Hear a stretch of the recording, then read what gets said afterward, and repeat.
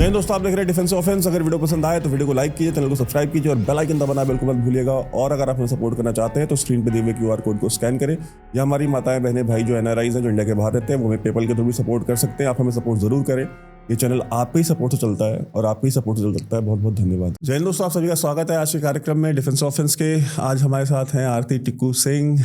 Aarti, how are you? Good वैभव, बहुत अच्छा लगा आपके स्टूडियो में आके। और सबसे बड़ी इस बात की खुशी है कि वैभव, बहुत पहले हमने एक एपिसोड किया था और वो बहुत चला और तब से भी काफी समय हुआ है। और आज ये देख के खुशी हुई कि आपने अपना एक सेटअप क्रिएट किया है और अभी भी आप अपना जॉब बहुत ही प्रोफेशनली, बहुत ही सीरियस तरीके से करते हो। और कोई भी सीरियस स्कॉलर हो, रिसर्चर हो, जो कंसिस्टेंट रहे अपनी जर्नी में, उसके लिए मेरी रिस्पेक्ट हमेशा रहेगी।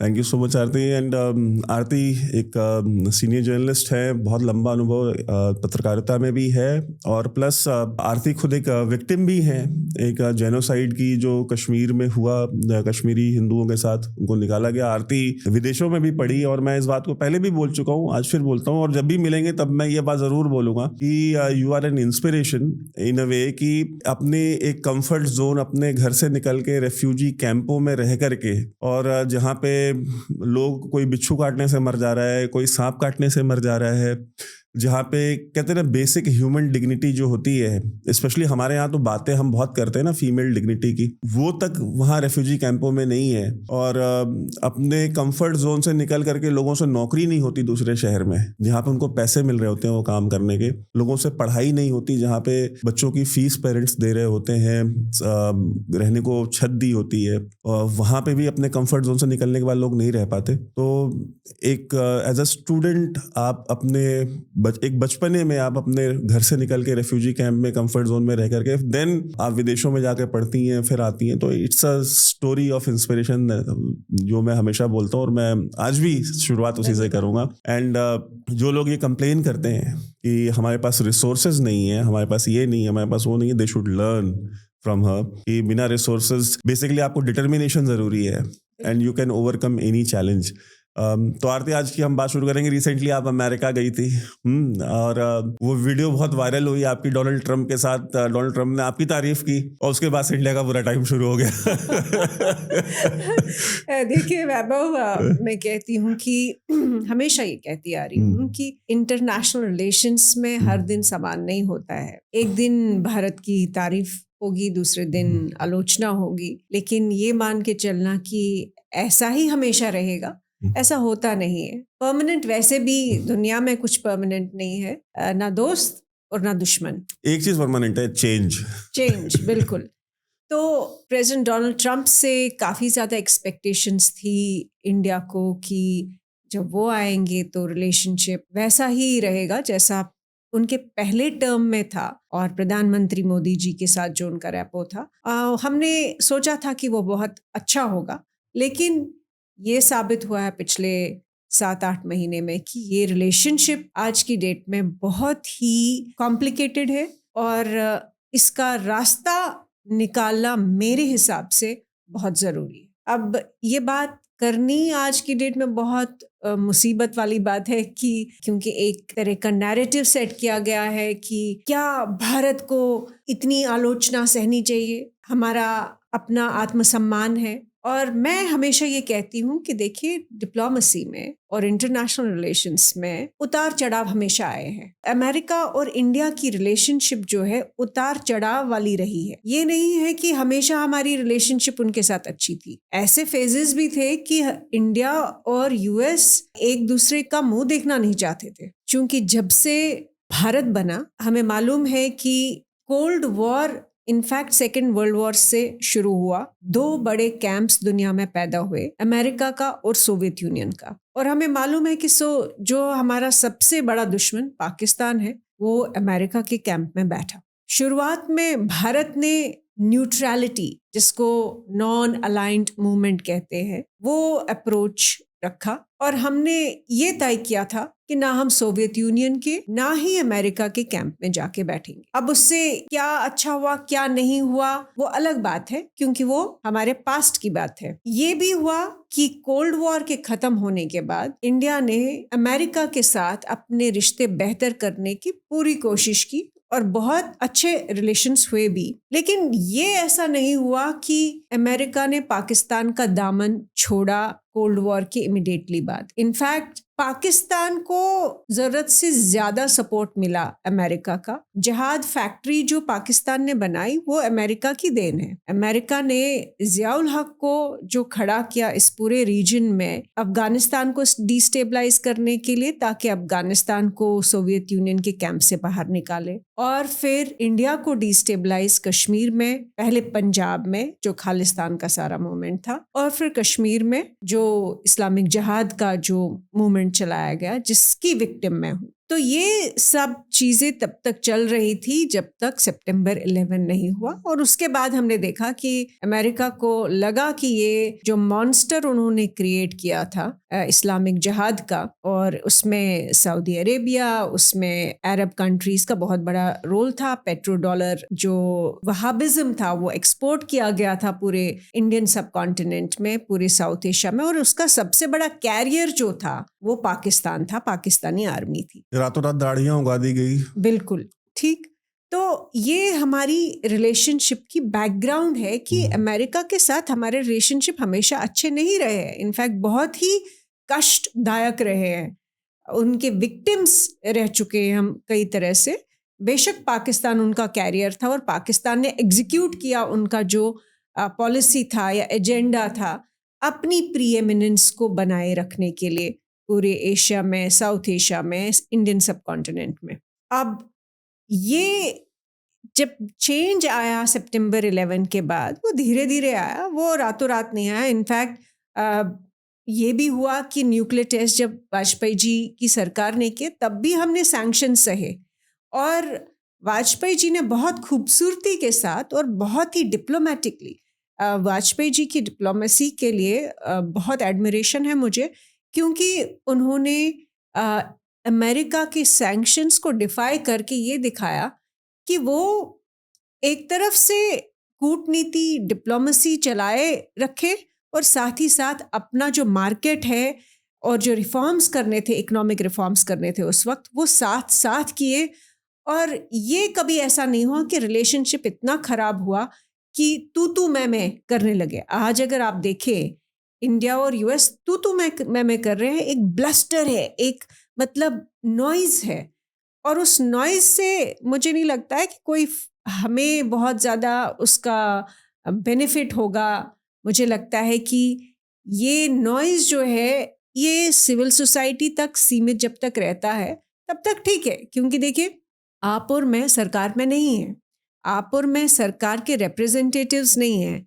हम लोगों की ओपिनियंस हो सकती है अमेरिका के खिलाफ, और मैंने एक पत्रकार होने के नाते, एक एडिटर होने के नाते, मैंने अमेरिका को बहुत क्रिटिसाइज किया है। मुझे नहीं दिखता कि मेरी जनरेशन का कोई एडिटर या जो पत्रकार है पिछले 10-11 साल में जिसने ओपनली क्रिटिसाइज किया हो अमेरिकन पॉलिसीज़ को। साथ ही साथ मैंने चाइना को भी क्रिटिसाइज किया है, ओपनली उनको उनके बारे में लिखा है। ये हमारी ओपिनियन है सिविल सोसाइटी के मेंबर्स होते हुए, और हमें पूरा अधिकार है कि हम ये ओपिनियन सामने रखें। लेकिन जब गवर्नमेंट्स जो है डिप्लोमेटिकली इतने ऑफेंसिव हो जाते हैं कि रिलेशनशिप पे बहुत ज़्यादा स्ट्रेन हो, तो मुझे लगता है प्रॉब्लम्स बढ़ती है। और इसलिए मैं नहीं मानती हूँ कि हमारे फॉरेन मिनिस्टर को या हमारे किसी भी ऑफिशियल लेवल पे इतना ज़्यादा एग्रेसिव हो कि रिलेशनशिप सुधारने के बदले और ख़राब हो। और ये बात मैं कंसिस्टेंटली कहती आ रही हूँ। अब ट्रम्प जब आते हैं, प्रेसिडेंट ट्रम्प पावर में आते हैं, तो सबसे बड़ा उनका जो इशू रहा है और यूनिवर्सली रहा है, क्योंकि अमेरिका का खुद का एक डिक्लाइन जो है वो विजिबल है पूरी दुनिया के सामने।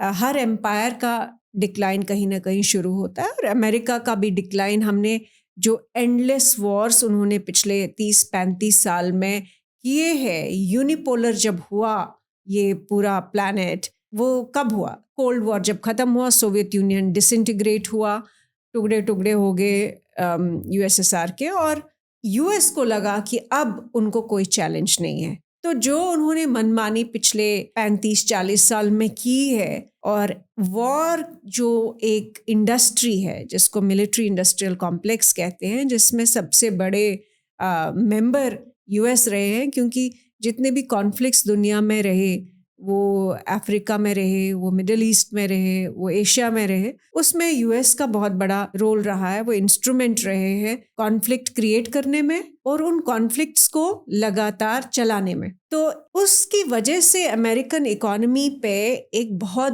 बड़ा स्ट्रेन पड़ा है। आपको सबको मालूम है कि दुनिया की करेंसी डॉलर है, और फॉरेन रिजर्व्स जो है सबसे ज़्यादा, यूएस डॉलर जो सबसे ज़्यादा वो चाइना के पास है, और चाइना एक 35 साल पहले उनके बराबर नहीं था, लेकिन पिछले 10-15 साल में वो बहुत तेज़ी के साथ, बहुत रफ्तार के साथ अमेरिका के लगभग बराबर पहुंचा है बहुत सारे एरियाज़ में, और कुछ एरियाज़ में वो उनसे आगे निकल चुके हैं। अगर इकोनॉमी उनकी, अगर परचेजिंग पावर पैरिटी भी देखें तो अमेरिका से बड़ी है।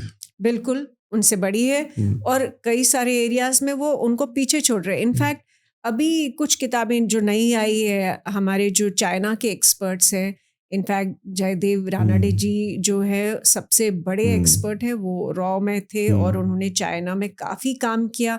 उनकी एक लेटेस्ट किताब जो आई है, उनकी किताब के ही मैं कुछ डेटा रखूं तो जो चाइना के जो शिप्स है, 6 टाइम्स जो रेशो है यूएस के साथ, वो 6 टाइम्स ज़्यादा है अमेरिका से। वैसे ही एआई में बहुत आगे चाइना जा रहा है, ईवीज में रेयर अर्थ एलिमेंट्स सारे के सारे पूरे पीरियोडिक टेबल के, सोलर एनर्जी में उनका कोई कंपटीशन ही नहीं है, उनका कोई कंपटीशन नहीं है। ठीक, चाइना इंडिया का ट्रेड डेफिसिट तो एक तरफ है कि ठीक है हम लोग 99 बिलियन डॉलर्स का ट्रेड डेफिसिट, ठीक, लेकिन आप साथ ही साथ अगर देखें कि चाइना और यूएस का गैप जो है वो बहुत तेजी से कम हो रहा है। 18 ट्रिलियन डॉलर की इकोनॉमी है चाइना की, 19 की, 18-19, इंडिया की 4 ट्रिलियन इकोनॉमी। तो अमेरिका का जो ट्रेड डेफिसिट है 30 ट्रिलियन डॉलर से ज्यादा है। वो इतनी तेजी के साथ अमेरिका की पोजीशन को कैच कर रहे हैं कि अमेरिका चिंतित है, अमेरिकन एम्पायर चिंतित है कि ये इसको कैसे कोर्स करेक्शन किया जाए। और इसलिए अमेरिका का सबसे बड़ा मूवमेंट जो हमने पिछले 10 साल में देखा उभरता हुआ, वो था make America great again. Trump उसकी पैदाइश है, ट्रम्प रिप्रेजेंट करता है उस मूवमेंट को, उस एम्पायर की एंजाइटी को कि हमारा एम्पायर बिखर रहा है, टूट रहा है, डिक्लाइन में जा रहा है चाइना की वजह से। अब चूंकि मागा का जो एजेंडा है कि अमेरिका को का जो इतना बड़ा एक तो ट्रेड डेफिसिट बहुत सारी कंट्रीज के साथ है ही, क्योंकि उनकी सबसे बड़ी इशू जो हमारे साथ ये थी कि ट्रम्प की कि हमारे साथ ट्रेड डेफिसिट है, हम उनको ज़्यादा चीज़ें बेचते हैं, मतलब इन टर्म्स ऑफ डॉलर्स, और वो हमारे को ज़्यादा चीज़ें, वैल्यू जो है चीज़ों की उसकी हम लोग उनको कुछ देते नहीं, वो हमको ज़्यादा दे रहे हैं। सो अगर वो सारी चीज़ें देखें तो वो ट्रम्प की जो ओवरऑल पॉलिसी है कि सबको टैरिफ लगा लो और सबको सबसे पैसा खींचो, सबसे पैसा लो। अब इसमें इंडिया एक्सक्लूडेड नहीं है और ना ही हो सकता था। इनफैक्ट पहली टर्म में भी उन्होंने टैरिफ वॉर को लेकर चाइना के साथ काफ़ी रहा उनका इशू, लेकिन इस बार कुछ अलग हुआ। बेशक टैरिफ को लेकर उनके साथ चाइना के साथ भी है, बाकी कंट्रीज़ के साथ भी है, ब्राज़ील के साथ भी है, लेकिन इस बार इंडिया को उन्होंने ख़ास तौर से बड़ी सारी बाकी चीज़ों में भी सिंगल आउट किया। अगर आपको याद होगा इलीगल इमिग्रेंट्स का इशू, ठीक, ट्रम्प ने बेशक बड़े सारे इलीगल इमिग्रेंट्स आ रहे हैं यूएस में, सबसे ज़्यादा लैटिन अमेरिका से इलीगल इमिग्रेंट्स है, लेकिन सबसे बड़ी जो पिक्चर जो चलाई गई पूरे मीडिया में, सोशल मीडिया में, वो थी इंडियन इलीगल इमिग्रेंट्स जिनको हैंडकफ किया गया और वापस भेजा गया इंडिया। वैसे ही सिंगल आउट किया है रशियन ऑयल जो हम खरीद रहे हैं। इनफैक्ट रशिया हमारा पुराना स्ट्रेटेजिक पार्टनर रहा है, लेकिन यूक्रेन वॉर के बाद चूंकि इंडिया ने डिस्काउंटेड प्राइस पे रशिया से तेल खरीदा, लेकिन सिर्फ हम ही कंट्री नहीं थे जो खरीद रहे थे, चाइना भी खरीद रहा है। इनफैक्ट चाइना हमसे कहीं ज़्यादा खरीद रहा है और यूरोप भी खरीदता था। यूरोप इनफैक्ट अभी भी गैस जो है सबसे बड़े कंज्यूमर्स और बायर्स जो है यूरोप है रशिया के। लेकिन हमको सिंगल आउट किया गया है कि भाई पहले 25% टैरिफ जो नॉन एसेंशियल्स में लगाया है, ऊपर से और 25% जो रशियन ऑयल पेनल्टी बोल के लगाया है। और सैंक्शंस है ये सिर्फ इसलिए क्योंकि हम रशिया को ऑयल खरीद रहे हैं और वो कह रहे हैं कि इसकी वजह से ये वॉर चल रहा है यूक्रेन, जो कि झूठ है क्योंकि चाइना हमसे कहीं ज़्यादा खरीद रहा है रशिया से। लगभग 50% जो रशिया का एक्सपोर्ट है ऑयल का वो चाइना खरीद रहा है। हम आई थिंक 37% खरीद रहे हैं। तो ये कहना कि हम लोग कुछ ऐसा कर रहे हैं और ट्रम्प, मुझे नहीं लगता है कि रशियन ऑयल एक्चुअल एक्सक्यूज है। मुझे लगता है रशियन ऑयल जो है आफ्टर थॉट है और ये शुरुआती थॉट नहीं है। ये कुछ तो चेंज हुआ इंडिया और यूएस की रिलेशनशिप में। मैं आरती उस पे ही आऊँगा। आपने जो बातें कही ना इस पे, पहली चीज़ तो ये कि जो हम बात करते हैं कि इंडिया की तरफ जो दिक्कतें हैं कि डिप्लोमेसी में लोग क्या कहते हैं, लोग क्या ओपिनियन देते हैं, वो आप कंट्रोल नहीं कर सकते और डेमोक्रेसी जैसी ही होती हैं। बट गवर्नमेंट में बैठे हुए लोगों को नहीं देना चाहिए। बट अगर हम डोनाल्ड ट्रंप की साइड में देखें तो वहाँ पे जो बैठे हुए लोग हैं कि ये जो ब्राह्मण्स बैठे हैं, हाँ, वो बेनिफिट ले रहे हैं इस ऑयल का। अब मतलब आप एक होता है कि अब आप हमारी डोमेस्टिक, आप हमारी वो नसें दबा रहे हो जो नसें आपको उसके बारे में आपको बात भी नहीं करनी चाहिए, ठीक है। आप हमारी वो दुखती नसें दबा रहे हो कि भाई कास्ट लाइंस पे चले गए आप, ठीक है। दूसरा, डोनाल्ड ट्रंप का ये कहना कि इतना टैरिफ लगा दूंगा कि तुम लोग का दिमाग घूम जाएगा, सिर घूम जाएगा, योर हेड्स विल स्पिन, ठीक है। ये बोल के मैंने ये धमकी देके मैंने वॉर रुकवाई। वो 50 बार लगभग बोल चुके हैं ये बात कि मैंने वॉर रुकवाई। प्राइम मिनिस्टर ने कभी भी नीजर रिएक्शन नहीं दिया। एक ही बार उस पर बोला, लोकसभा में बोला कि किसी भी दूसरे देश का कोई रोल नहीं था। उनके डीजीएमओ ने बोला हमने माना। मेरे सोर्सेज ये कहते हैं कि उनको वो चाहते थे, ये तो मीडिया में रिपोर्ट हुआ कि वो चाहते थे कि इंडिया भी उनको नॉमिनेट करे नोबेल पीस प्राइज के लिए। बट इसके लिए जब प्राइम मिनिस्टर ने नहीं किया नॉमिनेट, तो फिर इन्होंने बेंजामिन नेतन्याहू से भी फोन करवाया था। बेंजामिन नेतन्याहू से भी वो रिक्वेस्ट की थी कि उनको ये था कि अगर नेतन्याहू बोलेंगे तो शायद कर देंगे। जैक क्या नाम है उसका, जो उसका बेटा है, इनका जो एडवाइजर है, golf buddy, who is responsible for Ukraine war, उसको भेजा बेंजामिन नेतन्याहू के पास कि जाके उससे बोलो कि ही कॉल कि make a call to mister Modi and ask him to nominate me as a Nobel peace prize. तो नेतन्याहू ने बोला कि यार मैं तो कर ही रहा हूँ, पाकिस्तान ने कर दिया है, आप भी कर दो, ठीक है, polish his ego, that's all he wants. वो भी नहीं किया हमने। तो अब वैभव देखिए, तो अब एक इंसान की ईगो सेटिस्फाई करने के लिए और उसके लोग ऐसे ऐसे स्टेटमेंट्स देते हैं, वो चाहता है कि मतलब उसको एज ए एम्परर आप एक्सेप्ट कर लो, एज ए मोनार्क, तो वो तो नहीं करेंगे ना कोई। नहीं देखो वैभव, मैं वापस आती हूँ कि हमारे लिए ये इम्पोर्टेंट है कि हम एक आत्मनिर्भर भारत बने। हम अपनी जो मिलिट्री है, हमारी जो इकोनॉमी है, हमारी जो ओवरऑल पॉलिटी सोसाइटी है, इसको स्ट्रेंथन करें कि इन छोटी बातों में हम कहें कि हमने नहीं करना, वो नहीं करना, ये नहीं। क्या फ़र्क पड़ता है?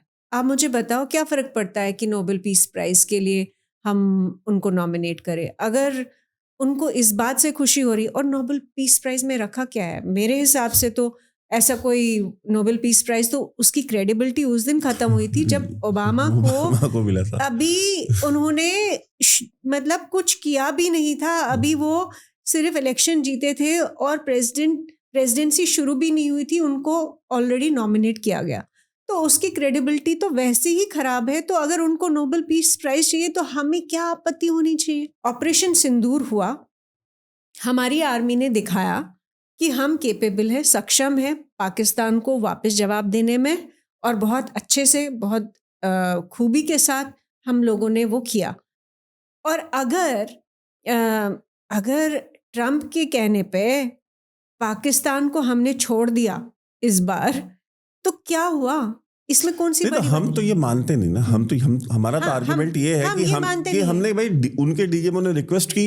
हाँ, तो और रिक्वेस्ट ही हुई ना। हाँ, मतलब मैं कह रही हूँ, ट्रंप ने भी रिक्वेस्ट की, पाकिस्तान ने भी रिक्वेस्ट की, नहीं तो हम तो पूरी तरह से तैयार बट थे। और ट्रंप उनको ये नहीं कह रहा ना कि उसने रिक्वेस्ट की, वो ये कह रहा वो कह रहे हैं कि उन्होंने इंटरवीन किया। कि देखिए, कि मैं इतना टैरिफ लगाऊंगा कि तुम्हारा सिर घूम जाएगा, तो वॉर फटाफट रोको and give me a call in the morning. अब देखिए, ये अगर आप इस तरह से बात करोगे तो ये तो कोई एक्सेप्ट नहीं करेगा। नहीं वैभव, फिर से मैं आती हूँ इसी बात हाँ, पे कि आपकी हमारी अपनी सिचुएशन देखते हैं, ठीक है।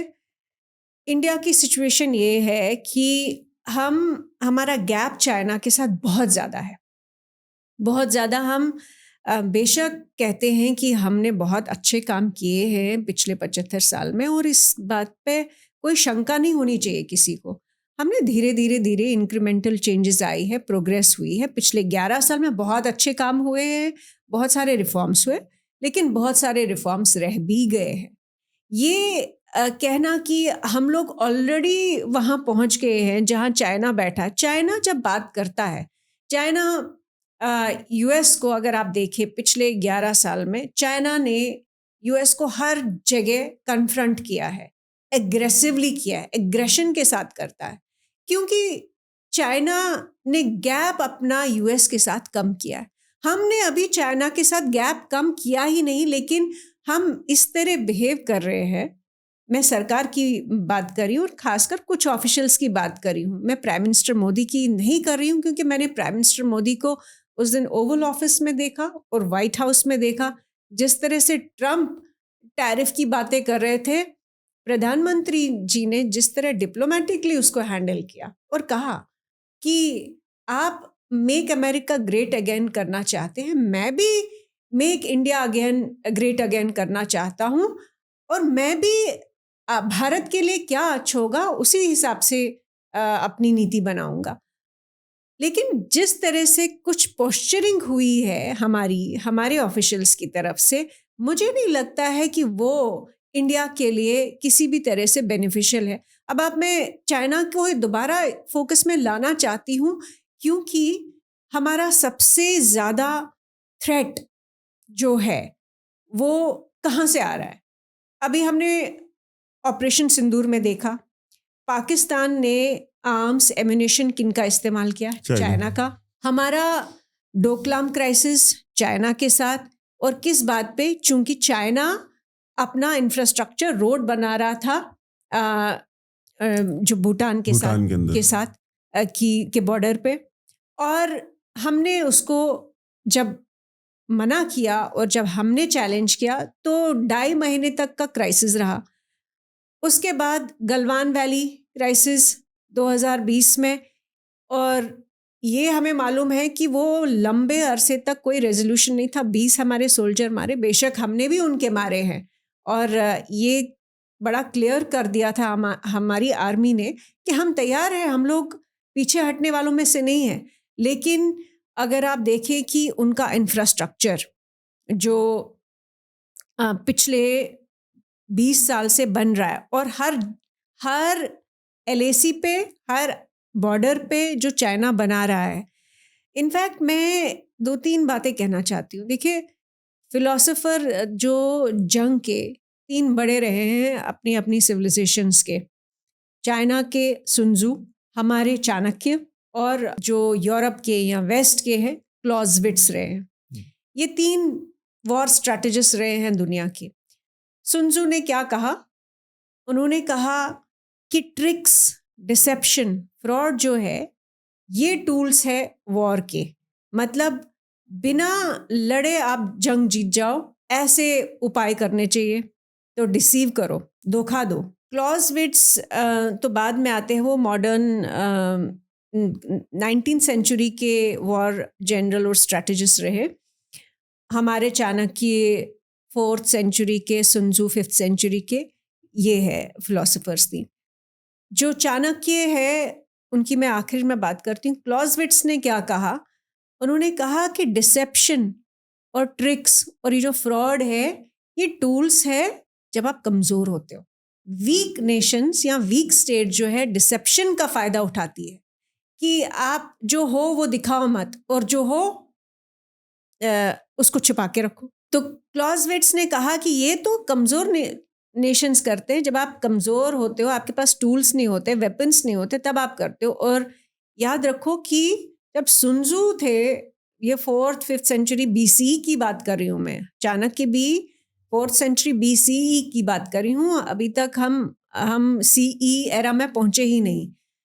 तो उस वक्त टूल्स और वेपन्स और जो इकोनॉमीज थी बड़ी ही रूडिमेंट्री थी, बड़ी ही पिछड़ी हुई थी, और तब आपके पास ना एआई था, ना टेक्नोलॉजी थी, बहुत ही लो लेवल की थी। तो क्लॉज़विट्ज़ क्या कहते हैं कि ये तो कमज़ोरों की है, क्योंकि वो 19th सेंचुरी प्रूशिया जो जर्मनी था, जर्मनी का हिस्सा। सो वो कहते हैं कि नेशंस जो ताकतवर होते हैं वो अपनी फौज और अपनी टेक्नोलॉजी के दम पे होते हैं। तो उन्होंने, जो हमने यूरोप में बड़े सारे वॉर्स देखे मॉडर्न टाइम्स में, वो टेक्नोलॉजी के दम पे लड़े गए। और अभी भी हम जो देख रहे हैं टेक्नोलॉजी के दम पे, आज की डेट में जो वॉर्स चल रही है वो एआई टेक्नोलॉजी, हम एयर वॉरफेयर की बात कर रहे हैं, हम बेशक साइऑप्स इंटेलिजेंस, वो जो है वो सारे साइमल्टेनियस, वो एसिमेट्रिक वॉरफेयर के हिस्सा है। लेकिन असली वॉर जब आता है, रशिया यूक्रेन का, गाजा में जो वॉर हो रहा है, मतलब वन साइडेड है वो। इजराइल की टेक्नोलॉजी ने जो बम्बार्डमेंट की है गाजा में, मतलब साफ कर रहे हैं ना गाजा को। वैसे ही जो रशिया ने एक टेरिटरी ऑक्यूपाई की है, वो रियल हार्ड पावर से की है। अब जो चाणक्य थे वो इनफैक्ट समय से बहुत ज़्यादा विजनरी थे। आप सोचो कि वो सुन्जू 5th सेंचुरी का और चाणक्य 4th सेंचुरी बीसी के, दोनों बीसी के थे। चाणक्य ने उस वक्त कहा कि दोनों ये जो है डिसेप्शन और रियल वॉर, ये दोनों पॉलिटिक्स के टूल है, और ये दोनों बहुत ही एसेंशियल है। तो दोनों की जो मिली जुली सोच है, मॉडर्न वॉरफेयर और एंशिएंट वॉरफेयर का जो निचोड़ है वो चाणक्य ने दिया। इसलिए सिर्फ डिसेप्शन से काम नहीं चलेगा, इंडिया को रियल हार्ड पावर चाहिए। अगर आपकी हमारी हार्ड पावर नहीं है, तो जो अक्साई चिन चाइना ने कब्जे में रखा, गलवान में हमने देखा कि वो जहाँ पे हमारे ट्रूप्स पहले पेट्रोल कर रहे थे, वो अब उस पॉइंट पे नहीं है, अब थोड़ा उनको पीछे से थोड़ा उनको रिट्रीट करना पड़ा। वैसे ही इनफैक्ट जयदेव रानाडे जी की ही किताब में वो कह रहे हैं कि चाइना ने जो उनका एजेंडा बनाया है फ्यूचर के लिए, वो ये है कि साउथ तिब्बत, जिसको हम अरुणाचल प्रदेश कहते हैं और वो साउथ तिब्बत कहते हैं, वो कह रहे हैं कि 2035-40 में वो कॉन्केस्ट ऑफ साउथ तिब्बत जो है वो उनका एजेंडा है। कॉन्केस्ट कैसे होता है? वो हार्ड पावर से होता है, वो सिर्फ डिसेप्शन से नहीं हो सकता है, वो सिर्फ ट्रिक्स या फ्रॉड से नहीं हो सकता है, वो सिर्फ एसिमेट्रिक वॉरफेयर से नहीं हो सकता है। वो आप एलओसी और बॉर्डर पे जाके जंग करते हो, जो ऑपरेशन सिंदूर में हमने किया। बाकी टाइम हम ऐसे एसिमेट्रिक वॉरफेयर कर सकते हैं, इंटेल ऑपरेशंस कर सकते हैं, साइऑप्स कर सकते हैं, वो पीस टाइम में हो सकता है। लेकिन जब रियल वॉर होगी तो क्या हम सक्षम है चाइना के साथ सारे फ्रंट्स पे? और कई सारे लोग तो ये अब तो बहुत क्लियर भी हुआ है कि हमारे वॉर स्ट्रेटेजिस्ट खुद कहते हैं कि पाकिस्तान चाइना अब 2 फ्रंट्स नहीं, वो एक ही फ्रंट है। वो ऑपरेशन सिंदूर में बिल्कुल साफ हुआ। तो क्या हमको ये सोच के कि भाई उनको नोबेल पीस प्राइज, हम कैसे बोल सकते हैं उनको कि नोबेल पीस प्राइज आपको नहीं मिलना चाहिए? हमने अपनी कैपेबिलिटी दिखा दी ऑपरेशन सिंदूर में मिलिटरली। ये बाकी चीज़ें जो है ये साइड शो है, ये छोटी चीज़ें, ये रिटोरिकल चीज़ें हैं। इसमें किसी को खुशी मिलती है नोबेल पीस प्राइज़ से तो दे दें, हमें तो कोई ज़रूरत नहीं है नोबेल पीस प्राइज़ की। उसकी तो वैसी ही क्रेडिबिलिटी नहीं है हमारी आंखों में। हम आत्मनिर्भर भारत की बात करते, अवार्ड्स हमारे अपने होने चाहिए जिनकी क्रेडिबिलिटी हो, जिनकी मंशा जो है पूरी दुनिया रखे कि हमको ये अवार्ड मिलना चाहिए। तो ये मुझे लगता है बहुत छोटी बातें हैं। ये तो पूरी देश को के जो है जिनको वॉरफेयर नहीं समझ आता, जिनको स्ट्रैटेजी समझ नहीं आती, वो इन बातों से शायद खुश होंगे कि हम नहीं बोलते जी, हमको नहीं देना है जी ट्रम्प को कोई क्रेडिट। अब ट्रम्प को एक्चुअली अगर देखा जाए तो क्रेडिट मिलना चाहिए। वो तो चाइना के साथ हमारा जो स्टैंड ऑफ रहा इतने लंबे समय से, वो गलवान के बाद, आज हम ऑपरेशन सिंदूर में जहां चाइना की इतनी बड़ी कंट्रीब्यूशन थी पाकिस्तान के फेवर में, सपोर्ट में, और चाइना ने लगातार जो आतंक जो पाकिस्तान ने भारत के खिलाफ किया उसमें हमेशा उनका साथ दिया।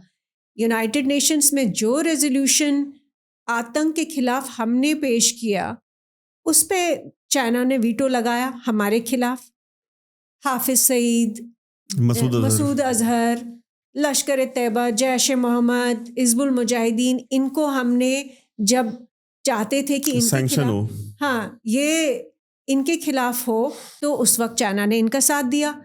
ये सारे इश्यूज होने के बावजूद, और दूसरी बात कि चाइना ने हमको अपना बराबर कभी मानना नहीं है, अभी मान भी नहीं रहा है और ना ही मानेगा, क्योंकि चाइना ने लगातार हमारी अपोजिशन की है एनएसजी में, यूएनएससी की सीट में, और वो हमेशा वीटो हमारे खिलाफ यूज़ करता आ रहा है, जबकि हमारे को विदेश वेस्टर्न नेशंस का सपोर्ट रहा है, सबका सपोर्ट रहा है, लेकिन चाइना हमेशा खिलाफ रहता है।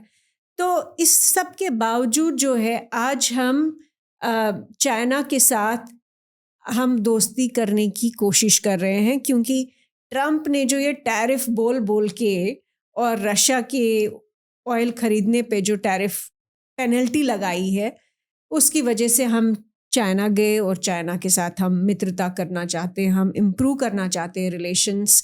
हम चाहते हैं कि उनके साथ जो व्यापार है और भी बढ़े, और बढ़ ही रहा है, उसमें कोई कमी नहीं हुई है चाइना की, क्योंकि हम डिपेंडेंट है बड़ी सारी चीज़ों में चाइना की, क्योंकि चाइना फैक्ट्री है पूरी दुनिया का ऑफ मैन्युफैक्चर्ड गुड्स। इसलिए मुझे लगता है कि हाँ, ट्रम्प को तो इस बात पे बिल्कुल शाबाशी देनी चाहिए, क्योंकि हमारे बीच में चाहे कुछ भी, देखिए, जब दोनों चीज़ें नहीं हो सकती। आप कह रहे हैं ट्रम्प ये बोल रहा, ट्रम्प वो कर रहा है, इसलिए हम नहीं करने वाले उनसे बात, और बाढ़ में जाए।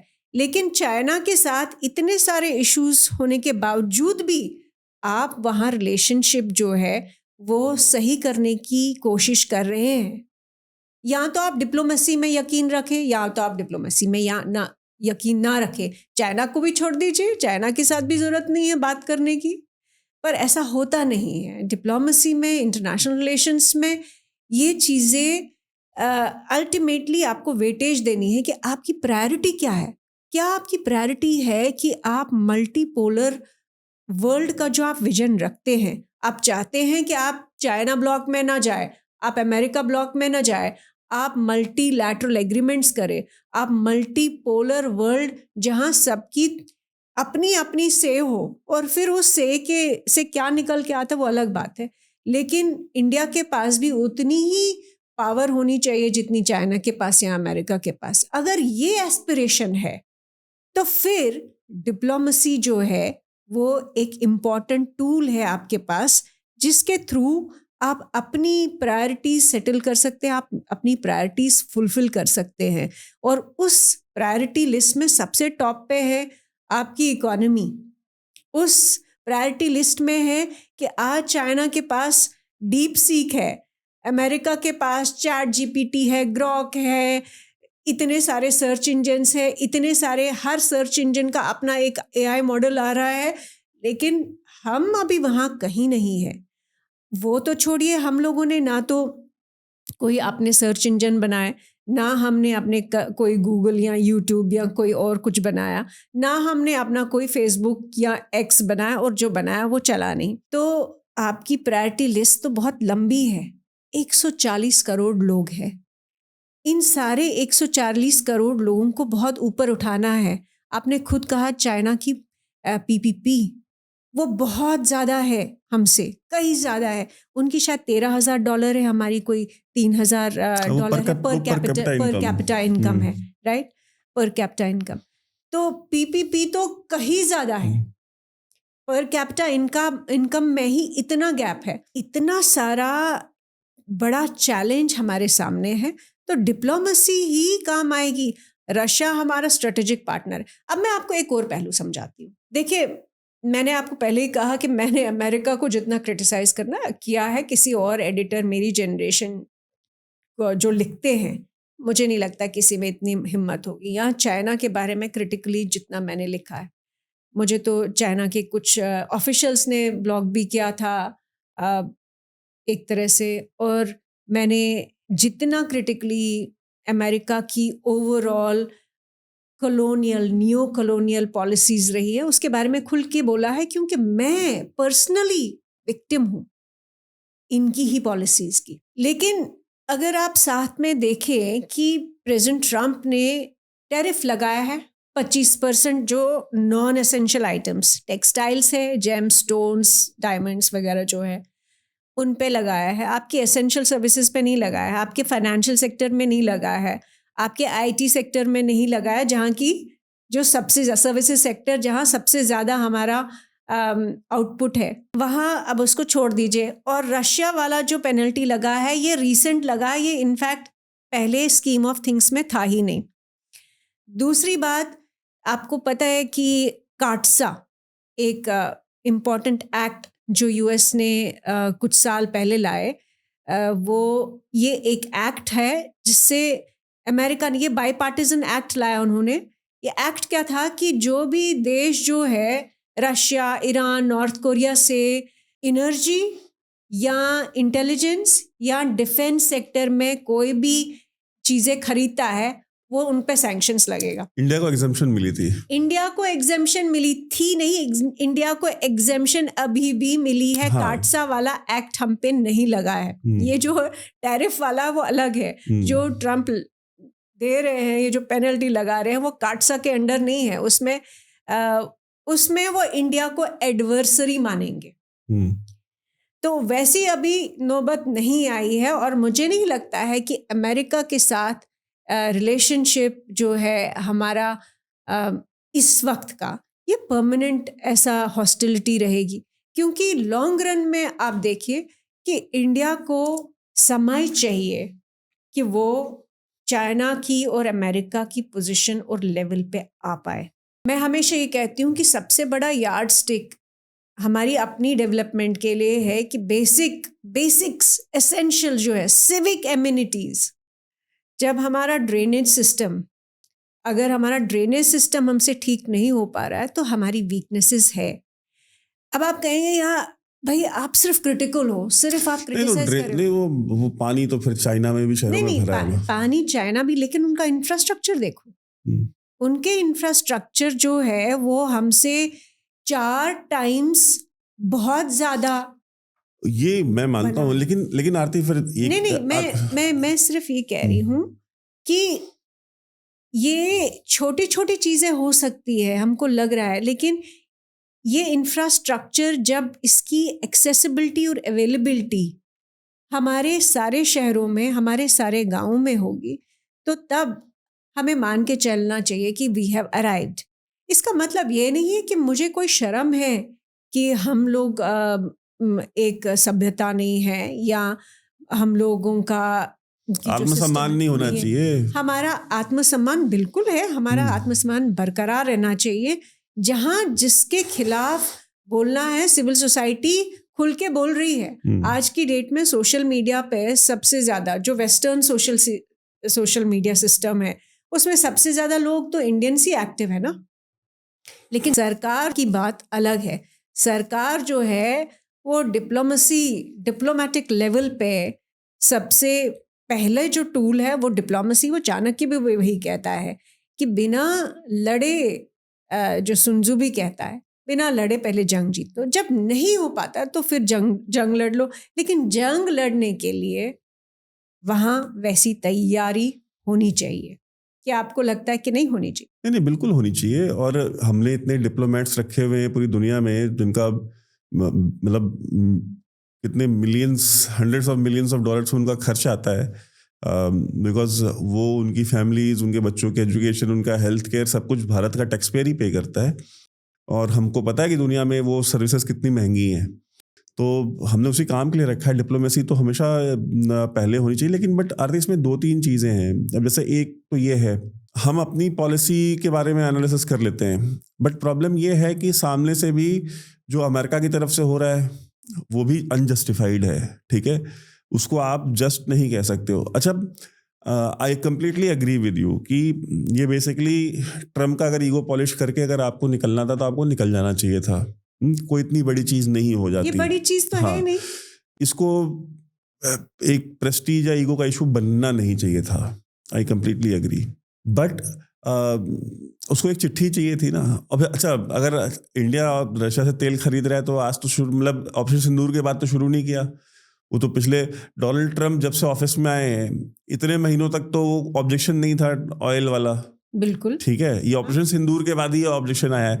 तो इसका मतलब है क्या क्लियरली कि भाई चूंकि उसको जो नोबेल, आपसे एक लेटर चाहिए था, एक लेटर लिख के दे देते, क्या चला जाता था, ठीक है। इसमें कोई आपत्ति और नहीं होनी और डोनाल्ड ट्रम्प की कुछ चीजें हैं, जैसे उसने अब्राहम अकॉर्ड्स कराए, तो वो अब्राहम अकॉर्ड्स अपने आप में एक ऐसा अकॉर्ड है जिसके लिए उसको नोबेल पीस प्राइज मिल जाना चाहिए था। नहीं भाई, हाँ, मैं कहती हूँ कि देखिए, डोनाल्ड ट्रम्प क्या अकम्पलिशमेंट्स है, मुझे उसमें कोई इंटरेस्ट नहीं है। मैं एज एनालिस्ट अपनी बात कर रहा हूँ। मेरा इंटरेस्ट सिर्फ इंडिया है, हाँ, मेरा इंटरेस्ट भारत है।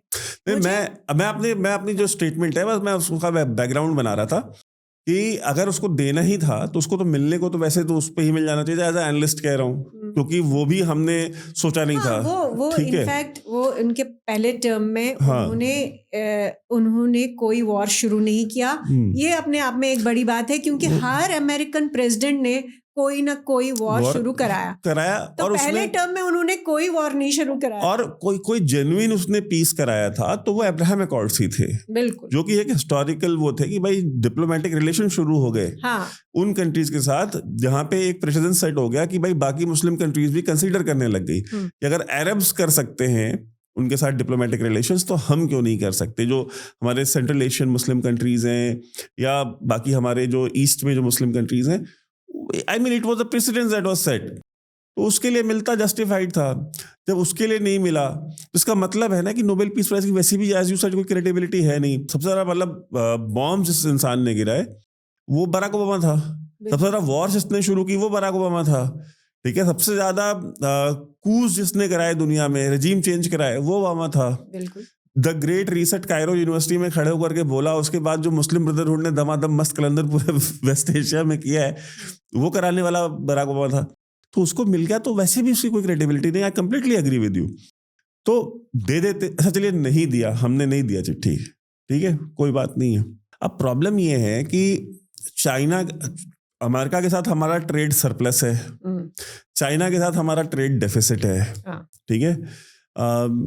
अमेरिका के खिलाफ मैं one of the most anti west analyst हूँ यहाँ पे यूट्यूब के स्फेयर में। मतलब उसका एक रीजन ये भी है कि मेरे कोई भाई भतीजे वहां रहते ना पढ़ते, नहीं, उसमें भाई भतीजे वाली नहीं, मतलब मैं एक बात कह रहा हूँ क्योंकि हमारे बहुत सारे डिप्लोमेट्स भी के साथ तो वीकनेस ही यही है। मैं अमेरिका में रही हूँ, मैंने अमेरिकन यूनिवर्सिटी में पढ़ा है, मैंने अमेरिकन इंस्टीट्यूट्स में काम किया है, उसके बावजूद मैंने अमेरिकन यूनिवर्सिटी में अमेरिका के खिलाफ थीसिस लिखे। मैंने बहुत सारे हमारे एनआरआई व्यूअर्स है ना, उनको लगता है कि यार हम अमेरिका के खिलाफ बोल रहे हैं तो हम अमेरिका एज अ कंट्री के खिलाफ कोई नहीं है। वो जो डीप स्टेट है अमेरिकन, सिर्फ डीप स्टेट नहीं, उनकी ओवरऑल पॉलिसीज, जो फॉरेन पॉलिसी और वो प्रॉब्लमेटिक रही है पूरी दुनिया। और ये जितने भी नियोकॉन्स हैं वहां पे, जो दुनिया को, उनका अपना एक अलग पर्सपेक्टिव है, जिसको उनका तो पर्सपेक्टिव वैभव यही था कि सबसे बड़ा मिलिट्री इंडस्ट्रियल कॉम्प्लेक्स जो है दुनिया का वो उन्हीं का है। नियोकॉन्स उसमें पार्टिसिपेंट्स है, प्लेयर्स है, और नियोकॉन्स की ओवरऑल फिलॉसफी यही रही कि अमेरिका जो है वॉर इकोनॉमी है और वॉर इकोनॉमी पे ही अमेरिका अपनी प्री एमिनेंस रखेगा, ये उनका विजन और इसलिए उन्होंने जो तबाही दुनिया में मचाई, जिस तरह का जो इस्लामिक रेडिकलिज्म स्प्रेड हुआ, उनकी पॉलिसीज की वजह से स्प्रेड हुआ। नहीं, और उन्होंने ये जो कहते हैं ना कि कंप्लीट मिलिट्री डोमिनेंस या कहते हैं एब्सोल्यूट मिलिट्री डोमिनेंस,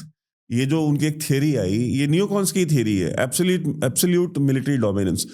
ये एब्सोल्यूट मिलिट्री डोमिनेंस की थियरी उन्होंने उठा करके जब तक मिलिट्री स्फेयर में थी चलो ठीक है, उन्होंने फॉरेन पॉलिसी को उसके साथ क्लब कर दिया। बिल्कुल, कि मतलब फॉरेन पॉलिसी भी एब्सोल्यूट, फॉरेन पॉलिसी या डिप्लोमेसी में एब्सोल्यूट डोमिनेंस, अगर डोमिनेंस की बात करेंगे तो डिप्लोमेसी नहीं है, फिर वो diplomacy is art of giving something, taking something in back. आप कहते हैं एब्सोल्यूट डोमिनेंस, नहीं वो तो वही है ना कि यूनिपोलर वर्ल्ड का जो विजन अमेरिका ने रखा, इसीलिए वो कोल्ड वॉर क्यों हुई, क्योंकि अमेरिका सुप्रीमेसी चाहता था पूरी दुनिया में। कि एक तो उनका जो विजन कि कैपिटलिज्म जो है वो ही दुनिया का एलिक्सिर है, मतलब सारी बीमारियों की एक दवाई है कैपिटलिज्म, लेकिन उसके पिटफॉल जो है वो उन्होंने देखे नहीं, नज़रअंदाज किए, और कैपिटलिज्म के चक्कर में हर जगह जो है करप्शन, ग्रीड और हर चीज़ को कमर्शलाइज करना। अमेरिका के अंदर अगर आप सोसाइटी में देखें, उनका जो पतन हुआ है वो सोशल लेवल पे जो हुआ है, और यूरोप में जो हुआ है वो अनप्रेसिडेंट है ह्यूमन हिस्ट्री में। कि जहाँ पे बर्थ रेट्स कम हो, जहाँ पे एंटी डिप्रेसेंट्स की जो कंजम्पशन है वो अनप्रेसिडेंटेड, अनथिंकेबल है, वहाँ पे फैमिली स्ट्रक्चर सब ब्रेक डाउन हुआ इसी करप्शन, ग्रीड और new capitalism, new colonial capitalism, या कहें कि सिर्फ कैपिटलिज्म नहीं है, ये कैपिटलिज्म का टोटलिटेरियन विजन जो है उसकी वजह से उनका ये हाल हुआ है कि सोसाइटल ब्रेकडाउन है। उसकी वजह से है कि ये जो सारी वोक आइडियोलॉजी जो पूरी एक्सपोर्ट की गई है पूरे वेस्टर्न ब्लॉक में, जिसमें हम भी आते हैं, जहाँ पे भी इंग्लिश स्पीकिंग कोई भी कंट्री है, वो सारा वोकिज्म ट्रांसपोर्ट हुआ है, और उसके अपने अपने बहुत सीरियस नेगेटिव रैमिफिकेशंस है। वो जो हम यहाँ पे भी देखते हैं, जिस तरह की इलॉजिकल बातें होती हैं, या फैमिली स्ट्रक्चर में जो अब फेथ नहीं है, या आपको अपनी ही कल्चर, वैल्यूज़ और अपने संस्कार, अपनी सभ्यता की समझ नहीं है, वो उसी से आया है। वो सारा जब आपका विजन जो है इतना टोटलिटेरियन है कि आपको इसके अलावा कुछ दिख नहीं रहा है, ना आत्मा दिख रही है, ना सभ्यता दिख रही है, ना स्पिरिचुअल एक जो अर्ज है ह्यूमंस की वो नहीं दिख रही है। तो अमेरिकन एम्पायर का जो फॉल है सिर्फ इकोनॉमिक लेवल पे नहीं है, वो सोशल और पॉलिटिकल लेवल पे भी है।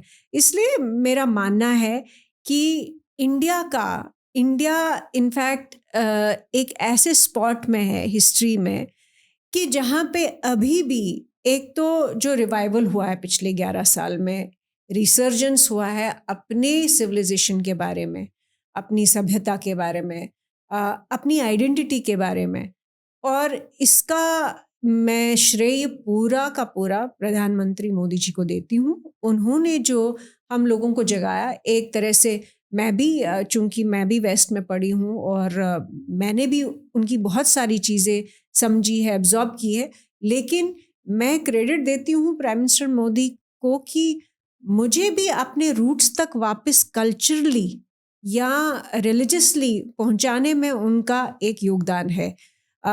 तो ये बात से हम डिनाई नहीं कर सकते। इसलिए मुझे लगता है कि इंडिया एक ऐसे स्पॉट पे है, हम सोशली हम लोग अवेयर हो चुके हैं, पॉलिटिकली हम लोग साउंड है क्योंकि लोकतंत्र है, हम डायनामिक है, एवर इवॉल्विंग है, चाइना की तरह क्लोज सिस्टम नहीं है।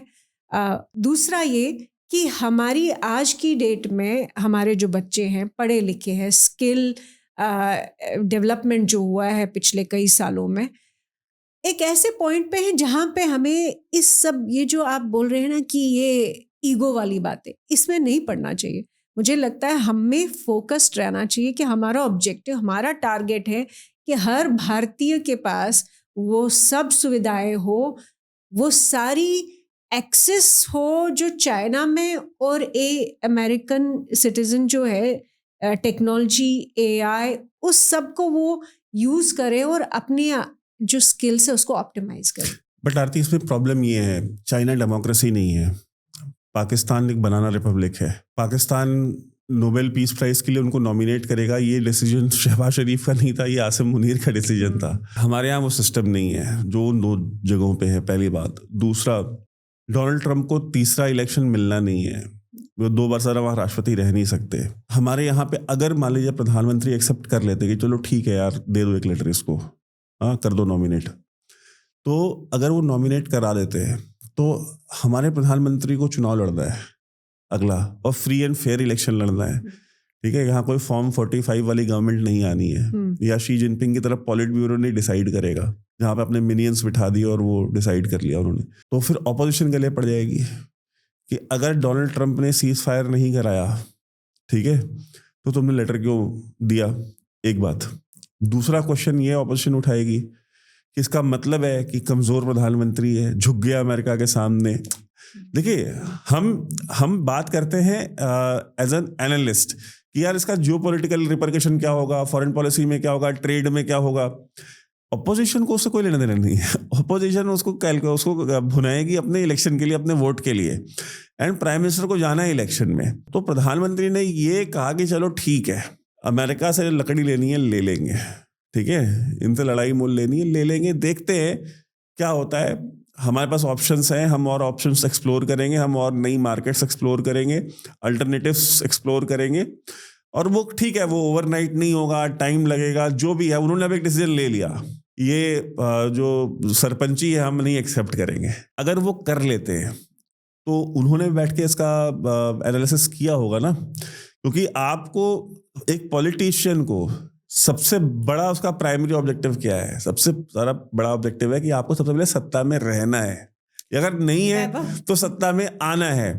राहुल गांधी को कोई फर्क नहीं पड़ता कि नेशनल डिग्निटी को क्या नुकसान होगा, या फॉरेन पॉलिसी को क्या नुकसान होगा, इंडिया में ट्रेडर्स को क्या नुकसान होगा सैंक्शन से या टैरिफ से। उन्होंने सत्ता में आना है एट एनी कॉस्ट। वैभव, इसके 2 पॉइंट है।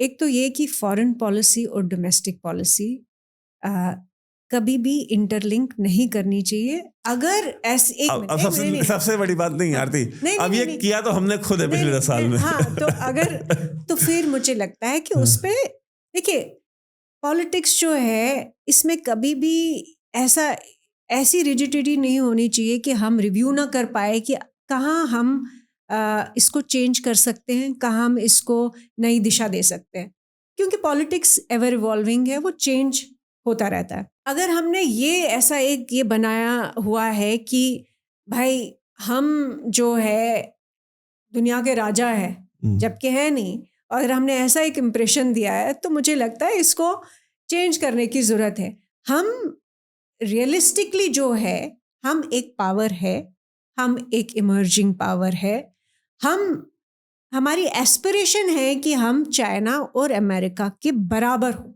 ये हमारी एस्पिरेशन है। मुझे लगता है कि थिंकिंग इंडियन जो है, और आज की डेट में मुझे लगता है मैक्सिमम लोग जो है वो समझते हैं इस बात को। ये कहीं ना कहीं शायद एक मिसकैलकुलेशन है, मिसपरसेप्शन है कि इंडियन जनता नहीं समझती। सबको मालूम है कि इनफैक्ट अभी कोई वीडियो भी आया था कि वो दिखा रहे थे अमेरिका की सड़कें, ये वो कोई हमारे यहाँ से गए थे।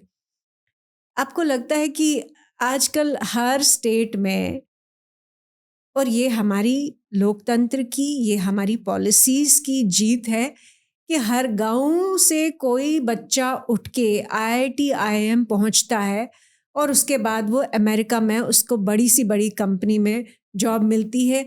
उस गांव के अगर 100 लोग नहीं तो 10 लोग तो अमेरिका का चक्कर लगा के आते हैं। तो उनको भी मालूम है, जो एक्सपोजर इनफैक्ट पूरी कंट्री को मिला है वेस्ट का, या बाकी कंट्रीज़ में भी जो जाते हैं, सिंगापुर जाते हैं, बड़ी सारी जापान जाते हैं, बड़ी सारी हमारा फुटप्रिंट लगभग सारी कंट्रीज़ में है। तो वो एक्सपोजर लेवल अच्छा है। मुझे लगता है कि वोटर को भी मालूम है सच्चाई क्या है। ये कहना कि वोटर को लगता है कि हमारी इससे बेइज्जती होगी, ऐसा नहीं है। ये तो मुझे लग रहा है कहीं ना कहीं मिसकैलकुलेशन है। दूसरा ये कि डोमेस्टिक पॉलिसी, फॉरेन पॉलिसी, चलिए बिल्कुल डीलिंक नहीं कर सकते हो आप, थोड़ा बहुत आपको करना ही पड़ेगा। अब सवाल ये है कि इलेक्शन जो है 2029 में होंगे, 4 साल है अभी, आज की डेट में इलेक्शन नहीं हो रहा है। आप 4 साल में क्या क्या अकम्प्लिश करेंगे उन मुद्दों को देखकर। आरती, राज्यों के इलेक्शन तो नहीं, होते रहते हाँ हैं। हाँ, नहीं नहीं, वही अब आप आगे, हाँ यही मैं इसी पॉइंट पे पहुंचना चाहती थी। अगर आपने स्टेट इलेक्शंस में भी, और ये मैं लगातार बोलती आ रही हूँ, स्टेट इलेक्शन में भी नेशनल इलेक्शन वाला जो मुद्दे हैं वो आ रहे हैं, तो बहुत प्रॉब्लमैटिक है। तो उसका मतलब ये है कि कांग्रेस और बीजेपी के पास या ऑपोजिशन या रूलिंग पार्टीज जो भी है, एनडीए, यूपीए, इन्होंने जो रीजनल इश्यूज है, जो म्यूनिसिपल इलेक्शंस में या स्टेट इलेक्शंस में जो मुद्दे होते हैं, उन सब मुद्दों को ख़त्म करके उन्होंने नेशनल पॉलिसीज जो है, जो फॉरेन पॉलिसी है, उसको मेन एजेंडा बनाया है। तो मुझे लगता है ये तो पूरी पॉलिटी की बहुत बड़ी फेलियर है। ये तो बहुत ही प्रॉब्लमेटिक है कि आप जो म्यूनिसिपल इलेक्शन में मुझे नाली चाहिए, पर मैं मुद्दा लड़ रही हूँ कि नोबेल पीस प्राइज का एंडोर्समेंट देना चाहिए कि नहीं। तो ये तो बहुत बड़ी हमारी वीकनेस है। ये तो इंडियन पॉलिटिक्स की वीकनेस है कि हम म्यूनिसिपल इलेक्शन और रीजनल स्टेट इलेक्शन में हमने भी अपने रीजनल कॉन्फ्लिक्ट्स को तो कैश तो किया है ना अपने स्टेट इलेक्शंस में। नहीं, मुझे लगता है यहाँ पे कोर्स करेक्शन की ज़रूरत है। अगर पॉलिटिक्स में ये हो रहा है कि मतलब कल को ये तो वही बात हुई कि इंडिया यूएस या इंडिया चाइना का रिलेशनशिप जो है, सपोज करो ये इसके बदले, ये नेशनल इलेक्शंस की बात करें, इसके बदले जो है हम लोग बात करें चाइना रशिया का रिलेशनशिप या यूएस कनाडा का रिलेशनशिप नेशनल लेवल पे, तो क्या ये इसकी तुक बनेगी?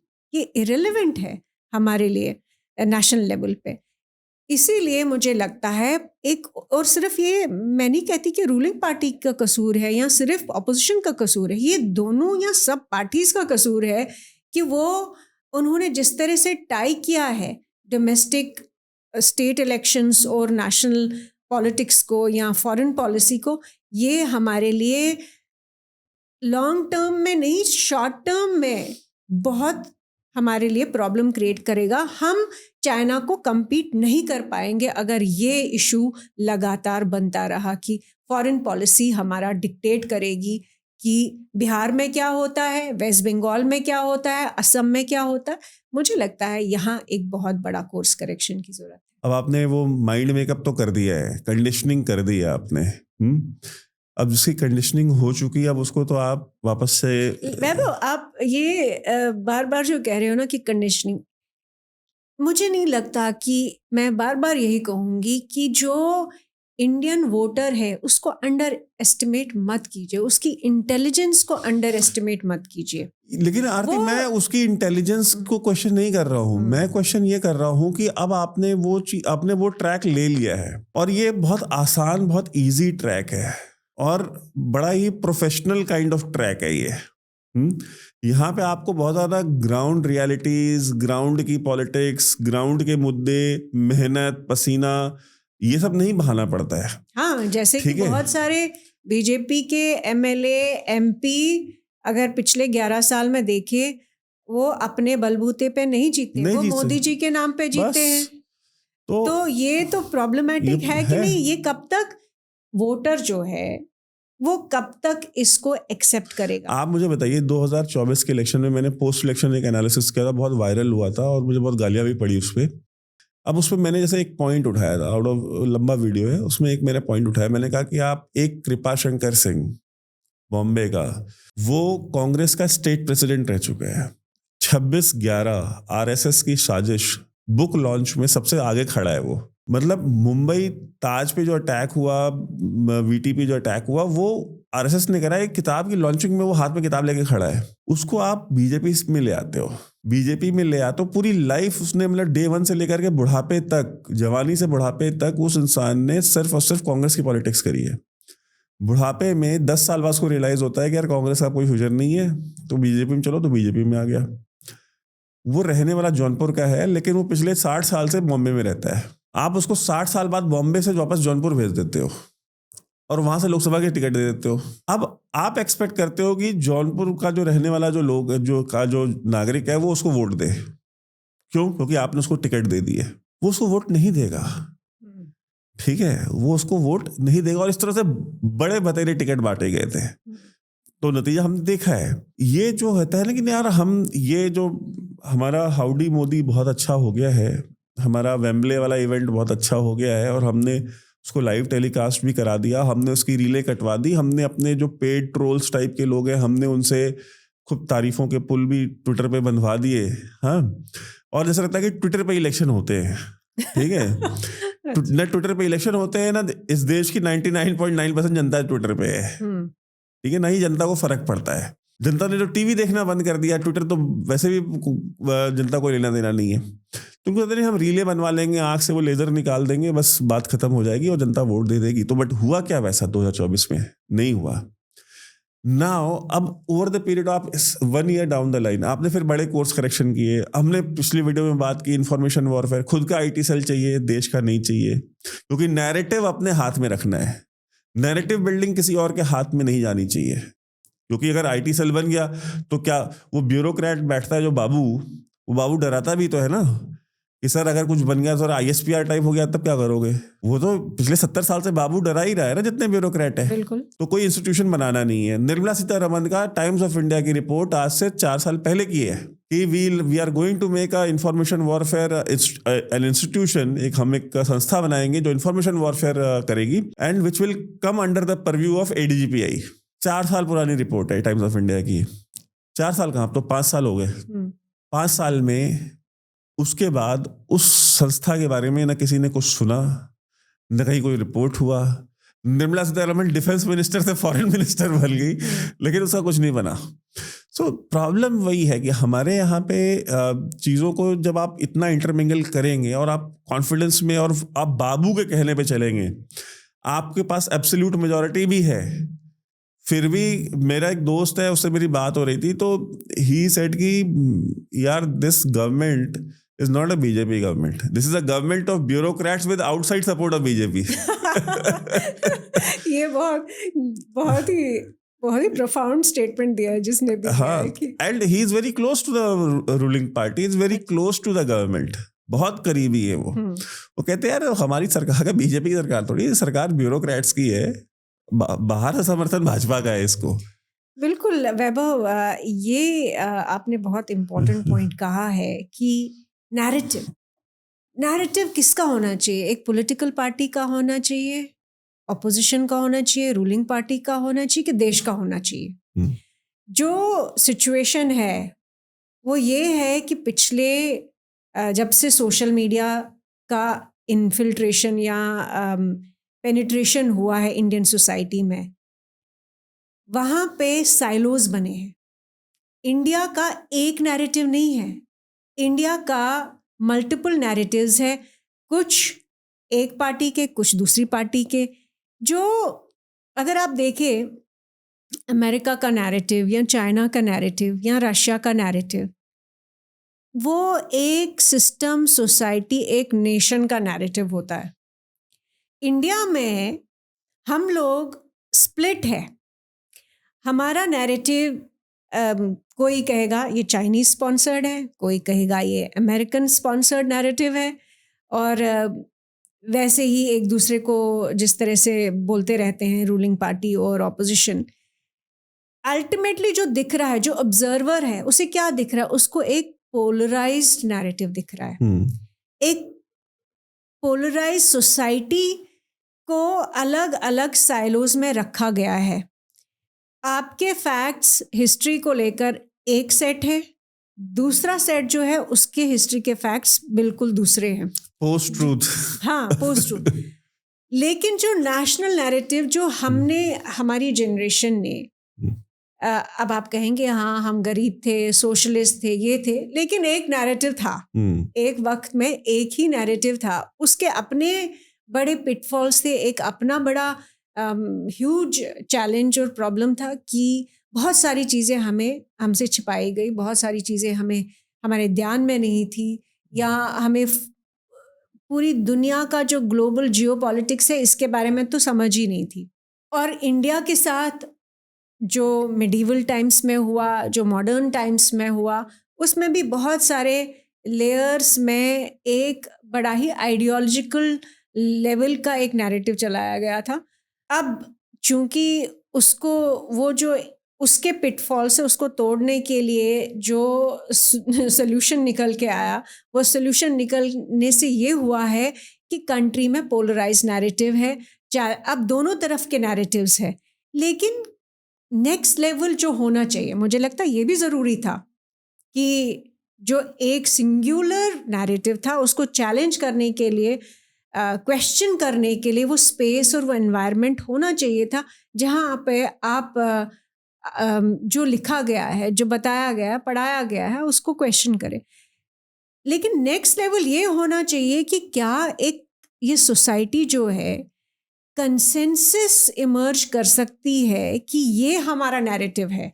मुगलों ने क्या किया, अंग्रेज़ों ने क्या किया, पृथ्वीराज चौहान ने क्या किया, ललितादित्य ने क्या किया, मराठों ने क्या किया, रंजीत सिंह ने क्या किया, शिवाजी ने क्या किया, ये सारा कंसेंसस होके एक नैरेटिव बनना चाहिए।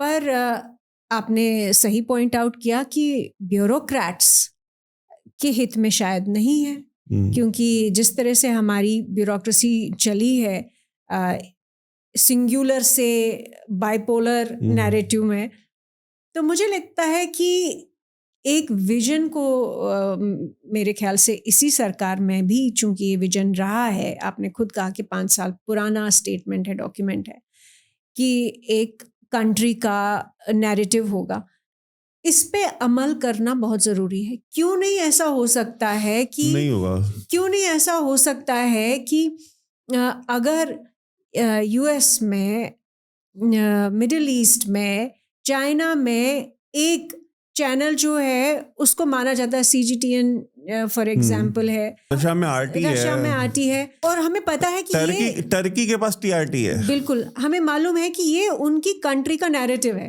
हमारी कंट्री का नैरेटिव क्या है कोई नहीं बता सकता है, क्योंकि NDTV का कुछ है, टाइम्स नाउ का कुछ है, रिपब्लिक का कुछ है, सबका अब सबका एक ही है। अच्छा चलिए मान लीजिए, तो मतलब हम लेफ्ट से राइट यही कह रहे हैं ना, लेफ्ट नैरेटिव से शिफ्ट होके राइट नैरेटिव पर पहुंच गए हैं। लेकिन क्या ये वाकई देश का नैरेटिव है? मुझे लगता है कि इस पे सोचने की ज़रूरत है, क्योंकि सच्चाई जो है, सत्य जो है, वो ब्लैक एंड वाइट नहीं होता है, वो ग्रे जोन में होता है। मैं टू बी वेरी ऑनेस्ट ना, ये जो इंस्टीट्यूशन नहीं है ना, उसकी वजह से हो क्या रहा है, लोगों में कंफ्यूजन है, people are confused about everything. आप सड़क पे जाइए, छोड़ दीजिए ये जो सोशल मीडिया वाले, इनको छोड़ दीजिए, go on the street, talk to the people, everybody is confused. क्यों रुका, कैसे रुका ऑपरेशन सिंदूर? मतलब मैं कम 150 लोगों को मैं समझा चुका हूं पर्सनली, बट मैं अब पूरी जनता को नहीं समझा सकता। इसका मतलब है डिस्पाइट ऑल योर एफर्ट्स कि मेन स्ट्रीम मीडिया को सबको मैनेज करके सब कुछ करके भी आप एक सौदा बेचना चाह रहे हो जो कोई खरीदने को तैयार नहीं है, बिकॉज वो आम इंसान के लॉजिक में वो चीज उतर नहीं रही है। वेरी गुड पॉइंट वैभव, आप मेरे ही पॉइंट को सब्सटैंशिएट कर रहे हो एक तरह से। आप कह रहे थे कि कंडीशनिंग हुई है, वो कंडीशनिंग नहीं चलती है ज्यादा देर तक। बेशक आप ये नैरेटिव क्रिएट कर रहे हो और आपको लग रहा है कि यही फिल्टर हो रहा है ऊपर से नीचे, नीचे से ऊपर। इसीलिए मैं कह रही हूँ भारत के सिटीजन्स की इंटेलिजेंस को अंडर एस्टिमेट मत कीजिए, क्योंकि वो हमेशा सोचने वाला व्यक्ति है। वो आपका ऑपरेशन सिंदूर के बाद आपने 10 एक्सक्यूजेस दे हों या 10 रीजंस कहे हों कि इसलिए करना पड़ा, उसलिए करना पड़ा, वो कन्विंस्ड नहीं है, राइट? इसका मतलब ये है कि जो आपने फैसला किया, चूंकि हमने नोबेल पीस प्राइज की एंडोर्समेंट नहीं दी, क्योंकि लोग क्या कहेंगे, क्योंकि अपोजिशन हमारे खिलाफ ये कहेगी वो कहेगी और हमारे लिए मुश्किल होगी इलेक्शंस में। नहीं, ऐसा नहीं है।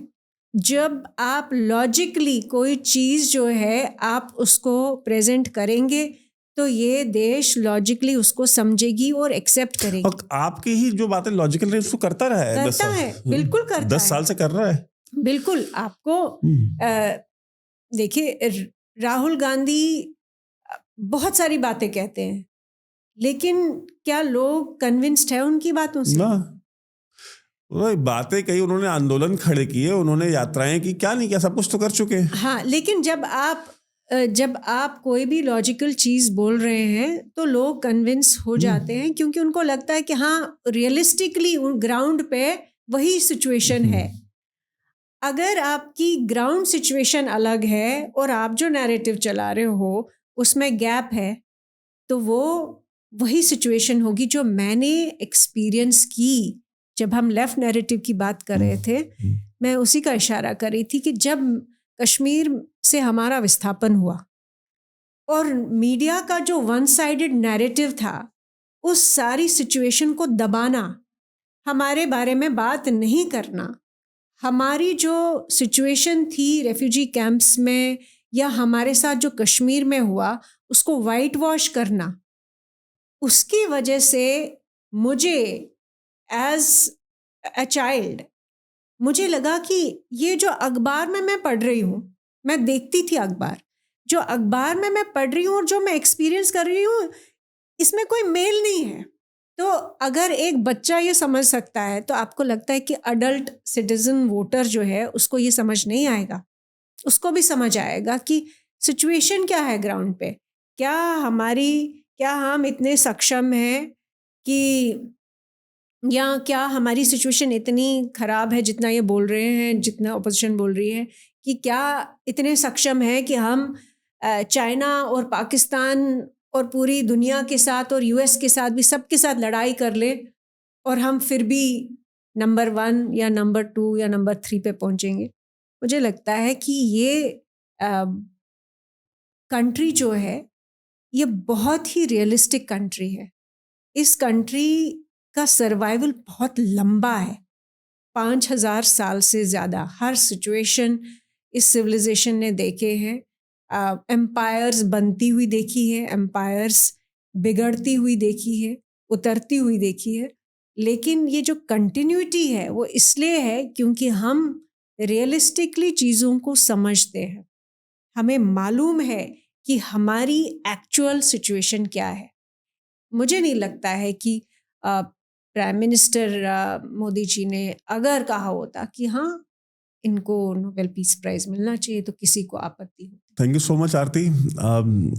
हमारा पर्पस ये था कि हम कभी कभार हमको बैठ के थोड़ा रियलिस्टिक एनालिसिस भी करना चाहिए और थोड़ा क्रिटिकल ओपिनियन भी लेना चाहिए और देना चाहिए, क्योंकि आपको कभी भी किसी भी व्यक्ति का, किसी भी पार्टी का, किसी भी आइडियोलॉजी का माउथपीस नहीं बनना चाहिए। बिल्कुल, because nobody is perfect. Perfect कोई नहीं है। कोई राहुल गांधी की जो आईटी सेल है, उनके लिए राहुल गांधी से बड़ा तो मतलब सदी का महानायक पैदा नहीं हुआ। मैं तो ऐसे भी लोगों से मिल चुका हूँ जो कहते हैं कि प्रधानमंत्री जी हनुमान जी का अवतार है। मैं ऐसे लोगों से मिल चुका हूँ, वो मानते हैं, रिलीजियसली मानते हैं कि he is avatar of Hanuman ji. अब उसका आप कुछ कर नहीं सकते। And then there are paid trolls.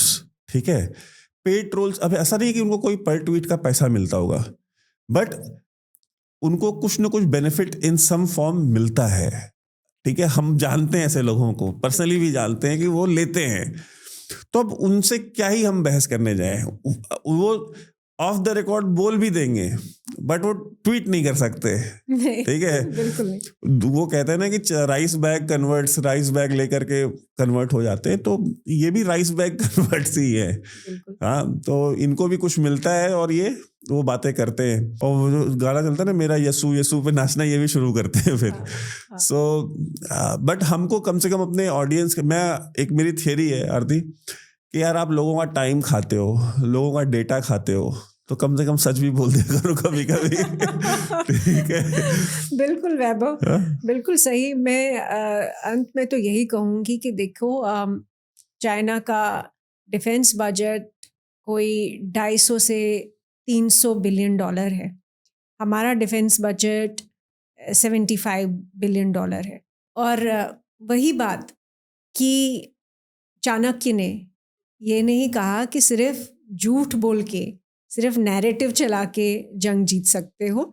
Real लड़ाई जब करनी है तब आप में इतनी ताकत होनी चाहिए कि आप बहुत आराम से अपने शत्रु को खत्म कर सकते Aarti, you are also the proponent of the idea and I am also firm believer कि हमारा डिफेंस बजट बढ़ना चाहिए। हमारा डिफेंस बजट बहुत कम है। बिल्कुल।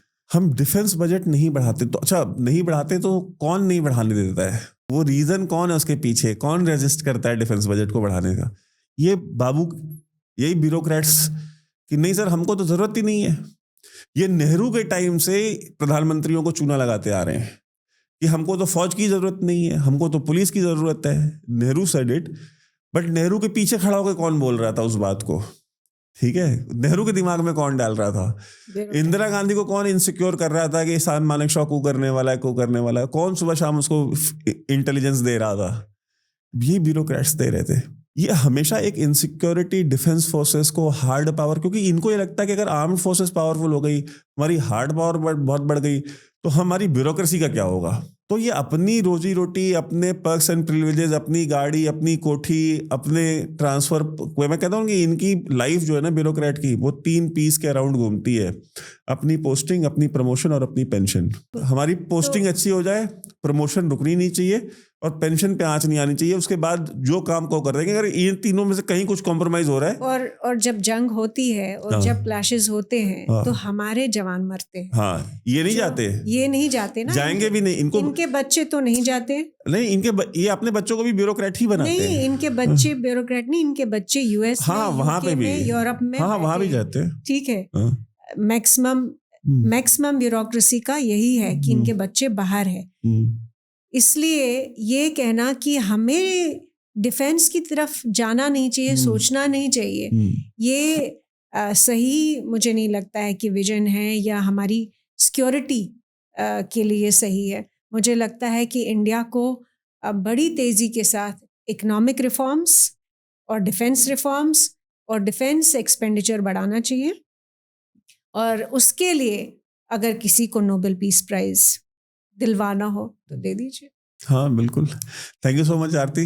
Let's hope we meet together very soon. और एक और क्रिटिकल या अगर कुछ अच्छा होता है तो पॉजिटिव वीडियो करें। वैभव, मैं सिर्फ ये बोलना चाहूँगी कि देखिए, मैंने मेरे पूरा जर्नलिस्टिक करियर में, इनफैक्ट हर सरकार ने मुझे यही कहते थे, 1-on-1 जब बातें हुई है और जिन्होंने मुझसे ये कहा है वो अगर ये शो देख रहे होंगे तो उनको याद आएगा कि कब कहा था। हमेशा एंटी एस्टैब्लिशमेंट बोला है, लेकिन मैं एंटी एस्टैब्लिशमेंट नहीं हूँ, मैं वॉच डॉग हूँ सोसाइटी की। क्योंकि पत्रकारिता जो ओल्ड स्कूल जो थी, उसका फंडामेंटल ये था कि सोसाइटी में जो अच्छा हो रहा है वो खबर नहीं है, क्योंकि वो अच्छा होना ही चाहिए। वो तो इस सरकार का या किसी भी सरकार का कर्तव्य है कि वो इस देश के लिए अच्छा करे। जो खराब हो रहा है, जो बुरा हो रहा है, जहाँ डेफिशिएंसी है, वो मेरा कर्तव्य है कि मैं उसको उजागर करूं। अगर मैं, देखिए, बहुत जो टेक्नोलॉजी ने जो चेंजेस लाई है, सरकारों की या ऑपोजिशन की वाहवाही करने के लिए बहुत बड़ी ट्रोल आर्मीज बैठी हुई है। उनका काम नहीं है कि वो पढ़े या लिखे या रिसर्च करे जैसे हम लोग करते हैं। पूरी जिंदगी जो है इसी पे न्योछावर की है, इसी को डेडिकेट की है कि समझना है कि देश के लिए क्या हित में है, क्या नहीं है। कई सारे लोग जो है आज पत्रकार बने हुए हैं, लेकिन क्या उन्होंने इतना परिश्रम ग्राउंड पे किया है जितना हम प्रोफेशनल पत्रकारों ने किया है? मुझे नहीं लगता है कि ऐसा है। हमारा काम है, मुझे मालूम है कि इस सरकार ने, और मैं बोलती भी हूँ कि बड़ी सारी चीज़ें जो है अच्छी हुई है, इस सरकार ने बहुत अच्छी चीज़ें की है, बट इससे पहली सरकारों ने क्या कुछ अच्छा नहीं किया, वो मैं नहीं मानती। आरती देखिए, जो कंट्री की जो रेस है ना, this is a relay race. 47 से लेके अभी तक रिले रेस में अलग अलग प्लेयर्स लेके हाथ में मशाल भागे हैं। कोई तेज भागा है, हाँ, कोई धीमा भागा है, भागे सारे हैं।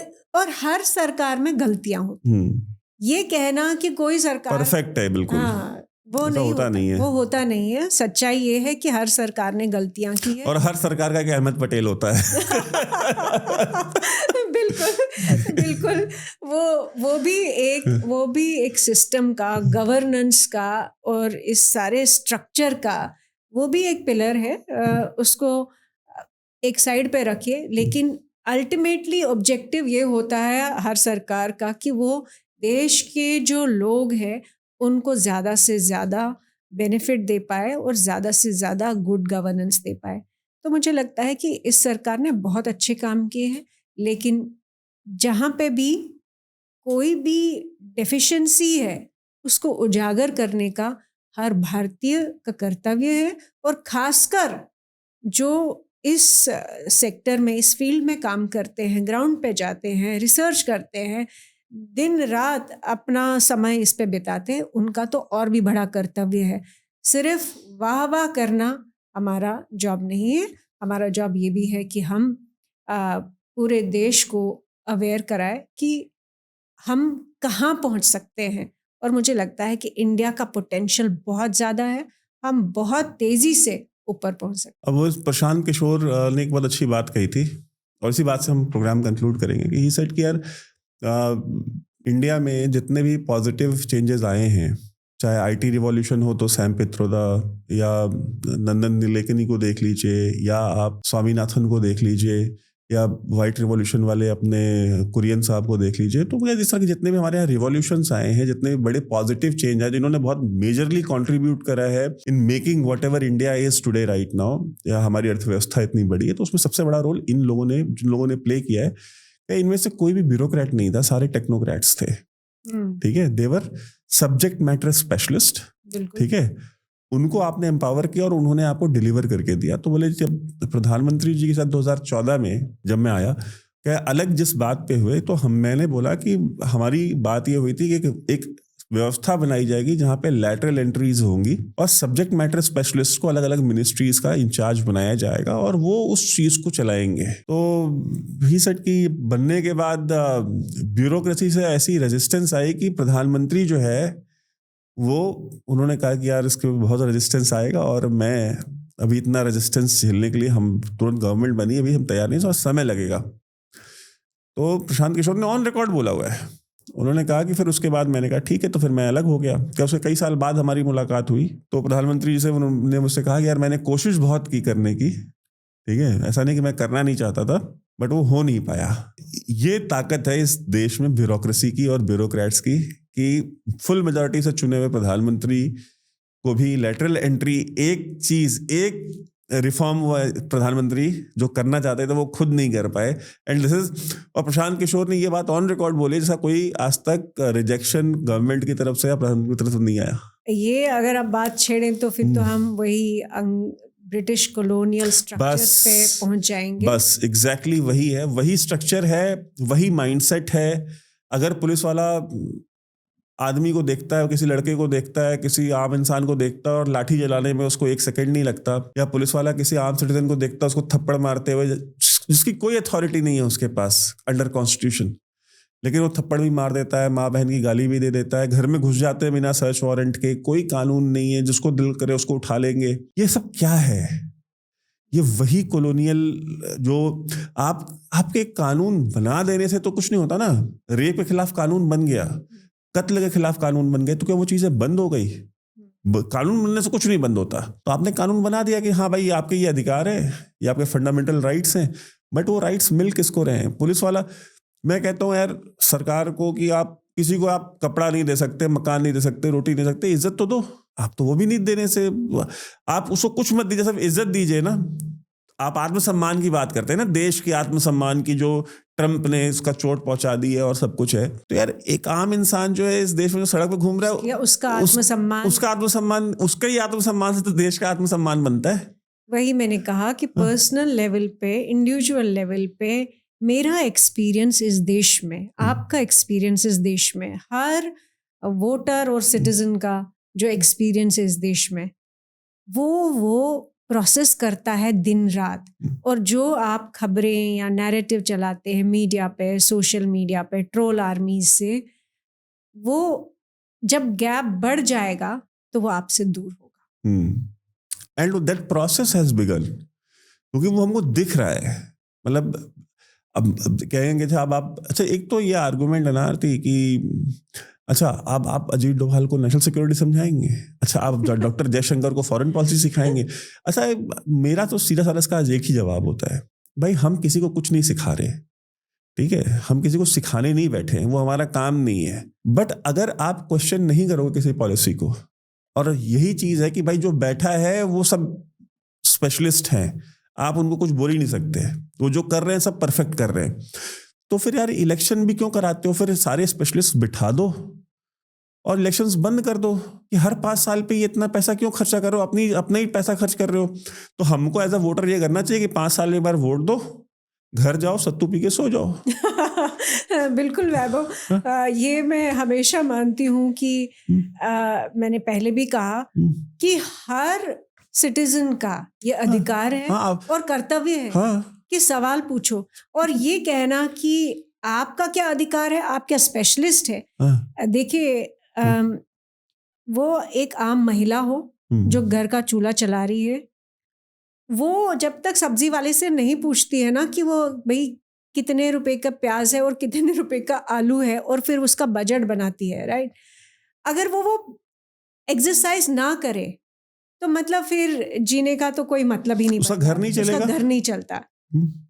तो ये कहना कि हमें कोई सवाल ही नहीं पूछ रहे, हम डिक्टेटरशिप नहीं, सब्जी वाले से पूछेंगे ये ताजी है कि नहीं, हाँ, लेकिन सरकार से नहीं पूछ सकते यार कि ये सही है कि नहीं। तो ये कहना कि सवाल मत पूछो, देखिए हम ना तो चाइना है, ना ही कोई और डिक्टेटरशिप है, ना हम पाकिस्तान है। इन दोनों कंट्रीज का मॉडल जो है, हमारे फाउंडिंग फादर जो थे इस लोकतंत्र के, इस रिपब्लिक के, उन्होंने रिजेक्ट किया और आरती मैंने एक कंसेंसस से रिजेक्ट किया है। एंड आरती अब आई सॉ, मतलब मैं तो अब खैर ट्विटर पे जाता ही नहीं, 2-3 महीने मैंने सारा सोशल मीडिया ही बंद कर दिया है। अच्छा, क्यों नहीं जाता हूँ? इतनी नेगेटिविटी है। आप क्रिटिकल कुछ लिख दो, आपको मतलब ऐसे, मतलब क्रिटिकल भी नहीं, आप क्वेश्चन कर लो कि यार ये चीज यार इतनी, मतलब कहते हैं ना कि हमने भी ट्रोल किया है, मैंने भी ट्रोल किया कांग्रेस को, बट ट्रोल करने का भी एक तरीका होता है, एक रेड लाइन होती है कि आप वो क्रॉस नहीं करते हो।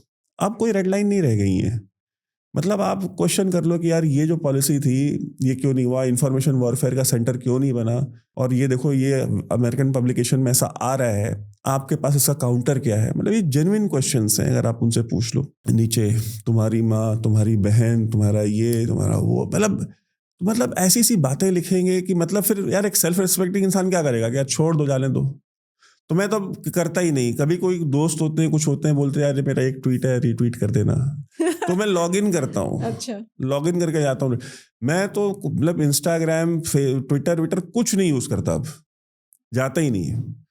तो ये बहुत अच्छी सिचुएशन तो नहीं है ना वैभव कि आप सेल्फ सेंसर कर रहे हो अपने आप। क्या करे यार, गाली कौन सुने बैठ के वहां पे। हाँ, मतलब मेरा तो सिंपल है। मैं अच्छा, मेरा क्या ऐसा बनारसी 2 ही मोड है, या तो मैं बहुत शरीफ हूँ या मैं बहुत बदमाश हूँ। तो मैं उसमें जाना नहीं चाहता। लेकिन ये सिचुएशन अच्छा नहीं है कि लोकतंत्र होने के बावजूद, जहां हम इन्हीं बाबू लोगों ने क्रिटिकल थिंकिंग और क्रिटिकल इवैल्यूएशन, ये लेफ्ट का ही नैरेटिव है ना, यही लोग बोलते थे कि सवाल पूछने चाहिए, हम लोग डिक्टेटरशिप नहीं है, यहाँ पे हर किसी को फ्रीडम ऑफ एक्सप्रेशन और स्पीच, ये इन्हीं के भाषण है। नहीं, और हम जब तारीफ के ट्वीट करते हैं, जब यहाँ पे कुछ अच्छा करती है सरकार, आप देखिए उस पर 15-20 हज़ार लाइक रीट्वीट होगी। मतलब देखिए अजीब ही है कि यार आप अगर सरकार अच्छा कर रही है, हम उसकी तारीफ कर रहे हो, आपको बहुत अच्छा लग रहा है, आप उसको रिट्वीट भी कर रहे हो, बहुत व्यूज भी आते हैं, सब कुछ है। अगर कहीं कोई चीज ठीक नहीं है और मैं उसको अगर हाईलाइट कर रहा हूँ, मेरा काम हाईलाइट करना है। चाहे एनालिस्ट हो चाहे जर्नलिस्ट हो, उनका काम हाईलाइटिंग का है। बिल्कुल। कोई चीज हुई समाज में, अगर उसको आप हाईलाइट एनालिस्ट और जर्नलिस्ट भी नहीं है, लेकिन इस देश के नागरिक है, तो आपका पूरा अधिकार बनता है कि आप किसी चीज को हाईलाइट करें या क्वेश्चन करें। ये अधिकार है हमारा, हम लोकतंत्र है। वैभव, मैं बार बार ये बोलूंगी। और मुझे लगता है कि जब हम नैरेटिव्स की बात कर रहे थे ना, एक जब नैरेटिव चल रहा था और दूसरे साइड को बिल्कुल उनके मुंह पे पट्टी लगाई हुई थी, उसकी वजह से जो आया पिछले हमने 11-15 साल में जो हमने देखा कि हर तरफ से आवाज़ें आ रही, ये नॉइज़ जो है ये उसी की वजह से है। लेकिन ये अब हो, आपने सही कहा कि लेफ्ट से राइट, लेकिन कहीं ऐसा ना हो कि राइट भी वही बन जाए जो कभी लेफ्ट था। मुझे लगता है कि वो रियल रिग्रेशन होगा इस सोसाइटी का, वो इस सोसाइटी के लिए बहुत ही ट्रैजिक लॉस होगा कि हमने एक जो जिस तरह का सेंसरशिप था उसको ख़त्म करने के बजाय हमने दूसरे लेवल की सेंसरशिप की। मुझे नहीं लगता ये हमारे लिए हेल्दी है या हमारे बच्चों के लिए हेल्दी है। और अगर आप जनरेशन जी को देखें, जनरेशन अल्फा को देखें, वो आज की डेट में आपको मैं बता रही हूँ, उनको कोई लेना देना नहीं है। नहीं, वो मालूम है आपको वो कितने सिनिकल हुए हैं। आपको मैं बच्चों से जब बात करती हूँ, उनको लगता है कि जो भी बोला जा रहा है सब झूठ है, सब झूठ है, कि सब मैनिपुलेशन है। इसमें कोई सच्चाई नहीं है। तो अगर आपने इस लेवल का जो है कंट्रोल और सेंसरशिप अगर हो रही है कि जो आने वाली जनरेशन्स है उनको किसी चीज पे यकीन ही ना हो, उनके पास कोई उम्मीद ही ना हो, तो कितनी होपलेस सोसाइटी। तो फिर वही होगा जो एंटी डिप्रेसेंट अभी यूरोप और नॉर्थ अमेरिका में बिक रहे हैं, वो हमारे यहाँ बिकेंगे। और हम तो प्रोड्यूसर है सबसे बड़े, तो डोमेस्टिक कंजम्पशन बढ़ जाएगी। मुझे नहीं लगता है कि हमें इतना सिनिकल होना चाहिए।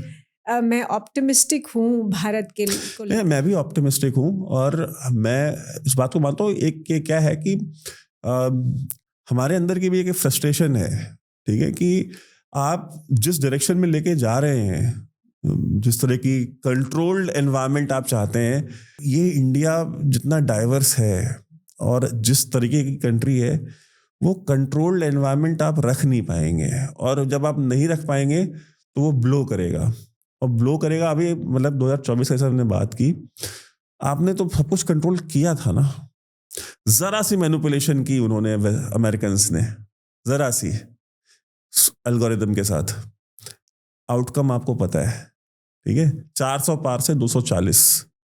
सो अगर वो उन्होंने कंट्रोल्ड मैनिपुलेशन करी है, अगर वो डिसरप्शन करने पे आ गए कि भाई हमें अब डिसरप्शन क्रिएट करनी है, तो हमने किसान आंदोलन भी देखा है, हमने सीए भी देखा है, हमने ये इलेक्शंस भी देखे, और उनकी जो कैपेबिलिटी है टू क्रिएट डिसरप्शन, और आपके यहाँ जितना डिवाइड है, चाहे वो लिंग्विस्टिक हो चाहे वो कास्ट हो। सिर्फ अमेरिका नहीं, चाइना भी ये पोटेंशियल रखता है कि वो डिसरप्ट करे, अगर आप मैनिपुलेट करे। अगर आप एक प्लेट बिरयानी और एक क्वार्टर दारू दे करके अगर आप लोगों से वोट खरीद सकते हैं, ये आपकी कैपेबिलिटी है, तो उनकी कैपेबिलिटी उससे कहीं ज़्यादा ऑफर करने की है, और उससे कहीं ज़्यादा ऑफर करके वो बहुत कुछ करवा सकते हैं। और हमने देखा है इस देश में, हमारे इसरो के कितने साइंटिस्ट मारे गए हैं, उनकी लाशें मिली हैं, किसने मारा आज तक पता भी नहीं चला। हमने यहाँ तो बड़े बड़े कांड हुए हैं, तो उसके ऊपर पूरे सीरीज बन सकती है। तो उनकी कैपेबिलिटी है, वो कर सकते हैं। बट पहले सिर्फ अमेरिका की थी, अब चाइना की भी है। अब चाइना की दो बड़ी और अमेरिका के उतने आइडियोलॉजिकल एलाइज नहीं थे यहाँ पे, चाइना के पास हैं। चाइना के पास उनका कार्डर है जो इंडियन ओरिजिन कार्डर है, कम्युनिस्ट मानसिकता का कार्डर है उनके पास। बिल्कुल। वो तो मालूम ही है, माओइस्ट जो है, जो बैंड ग्रुप है, नक्सल्स जितने भी हैं, वो तो आइडियोलॉजिकल एफिलिएशन है। और हमारे यूनिवर्सिटीज में जो बैठे हुए हैं, हाँ बिल्कुल, यूनिवर्सिटीज में इतनी यूनियंस जो है, इतने स्टूडेंट यूनियंस जो और आप देखिएगा जो जेन जी और जो जनरेशन अल्फा आ रही है ना, सबसे ज्यादा ये होंगे communist. Just wait and watch. क्योंकि communist are very smart on capitalising. जबकि चाइना खुद कम्युनिस्ट नहीं है. हाँ, नहीं है भाई. लेकिन आइडियोलॉजी जो उन्होंने एक्सपोर्ट की हुई है, खासकर हमारे अरे देश में. America is a capitalist country. Ideology जो एक्सपोर्ट करते हैं वो मुस्लिम ब्रदरहुड की करते हैं. बिल्कुल बिल्कुल. पूरे वेस्ट एशिया में, पूरे साउथ एशिया में बहुत अच्छा पॉइंट बोला. आइडियोलॉजी तो मुस्लिम ब्रदरहुड की एक्सपोर्ट करते हैं ना. उनको अपने यहाँ सेसेशनिज्म नहीं चाहिए, लेकिन दुनिया के जितने सेसेशनिस्ट हैं वो सारे आपको यूके और अमेरिका में मिलेंगे. बिल्कुल ठीक. तो एक्सपोर्ट तो सारी डिसरप्टिव आइडियोलॉजीज ही करते हैं. और दुनिया की जो हार्ड पावर्स हैं या दुनिया की जो समझदार देश जिनको कह लीजिए. तो आपको लगता नहीं है कि जब जनरेशन जी और अल्फा जो कह रही है कि सब झूठ है, हमारी सभ्यता, हमारा इतिहास, हमारा कल्चर, हमारा सब कुछ जो है वो झूठ है, तो ये कहाँ से आ रहा है?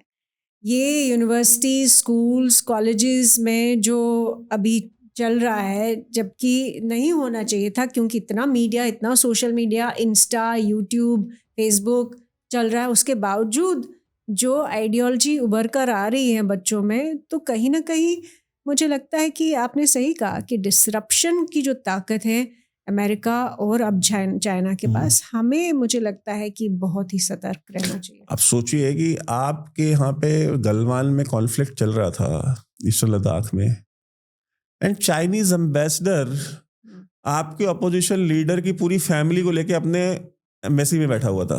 राहुल गांधी, सोनिया गांधी, रॉबर्ट वाड्रा, प्रियंका गांधी, रेहान गांधी, उसकी बहन, पूरी की पूरी एंटायर फैमिली वो चाइनीज एम्बेसी में बैठे हुए थे. बिल्कुल. तो अगर ये कैपेबिलिटी है उनके पास कि आपके ऑपोजिशन लीडर को पूरे खानदान के साथ वो बुलाकर एम्बेसडर बिठा लेता है कॉन्फ्लिक्ट के टाइम पे, तो आप सोचिए ना कि उनका पेनिट्रेशन और कितना डीप होगा. राहुल गांधी के पास इस देश में 50 लाख 1 करोड़ कार्यकर्ता तो होंगे कम से कम. अगर 140 करोड़ की आबादी है, जो कांग्रेसी हैं, मैं 1% भी मान लूँ इस देश की जनता अगर उनकी कार्यकर्ता है, तो उतने तो foot soldiers at disposal 1 second में आ गए ना. फिर जो कम्युनिस्ट हैं वो तो है ही है उनके. और नक्सल्स तो मालिक, ठीक आप कहते हैं नहीं, नक्सल्स बहुत खत्म हो गए, दोबारा बन जाएंगे. नहीं, आइडियोलॉजी जब तक है तो कुछ भी बन सकता है. हाँ, कुछ आइडियोलॉजी जब तक जिंदा है मतलब कुछ खत्म नहीं होता. तो thank you so much Aarti for coming. Let's hope to see you soon. Thank you Vaibhav. एक ही कहूँगी कि इंडिया को एलाइज और पार्टनर्स की ज़रूरत है. हमारे चैलेंजेस हो सकते हैं चाइना, पाकिस्तान के साथ या बाकी दुनिया के साथ, अमेरिका के साथ भी, लेकिन इंडिया के लिए क्रिटिकल है कि वो एलाइज और पार्टनरशिप्स जितने ज़्यादा हो सकते हैं उतने ज़्यादा बनाएं. Thank you so much.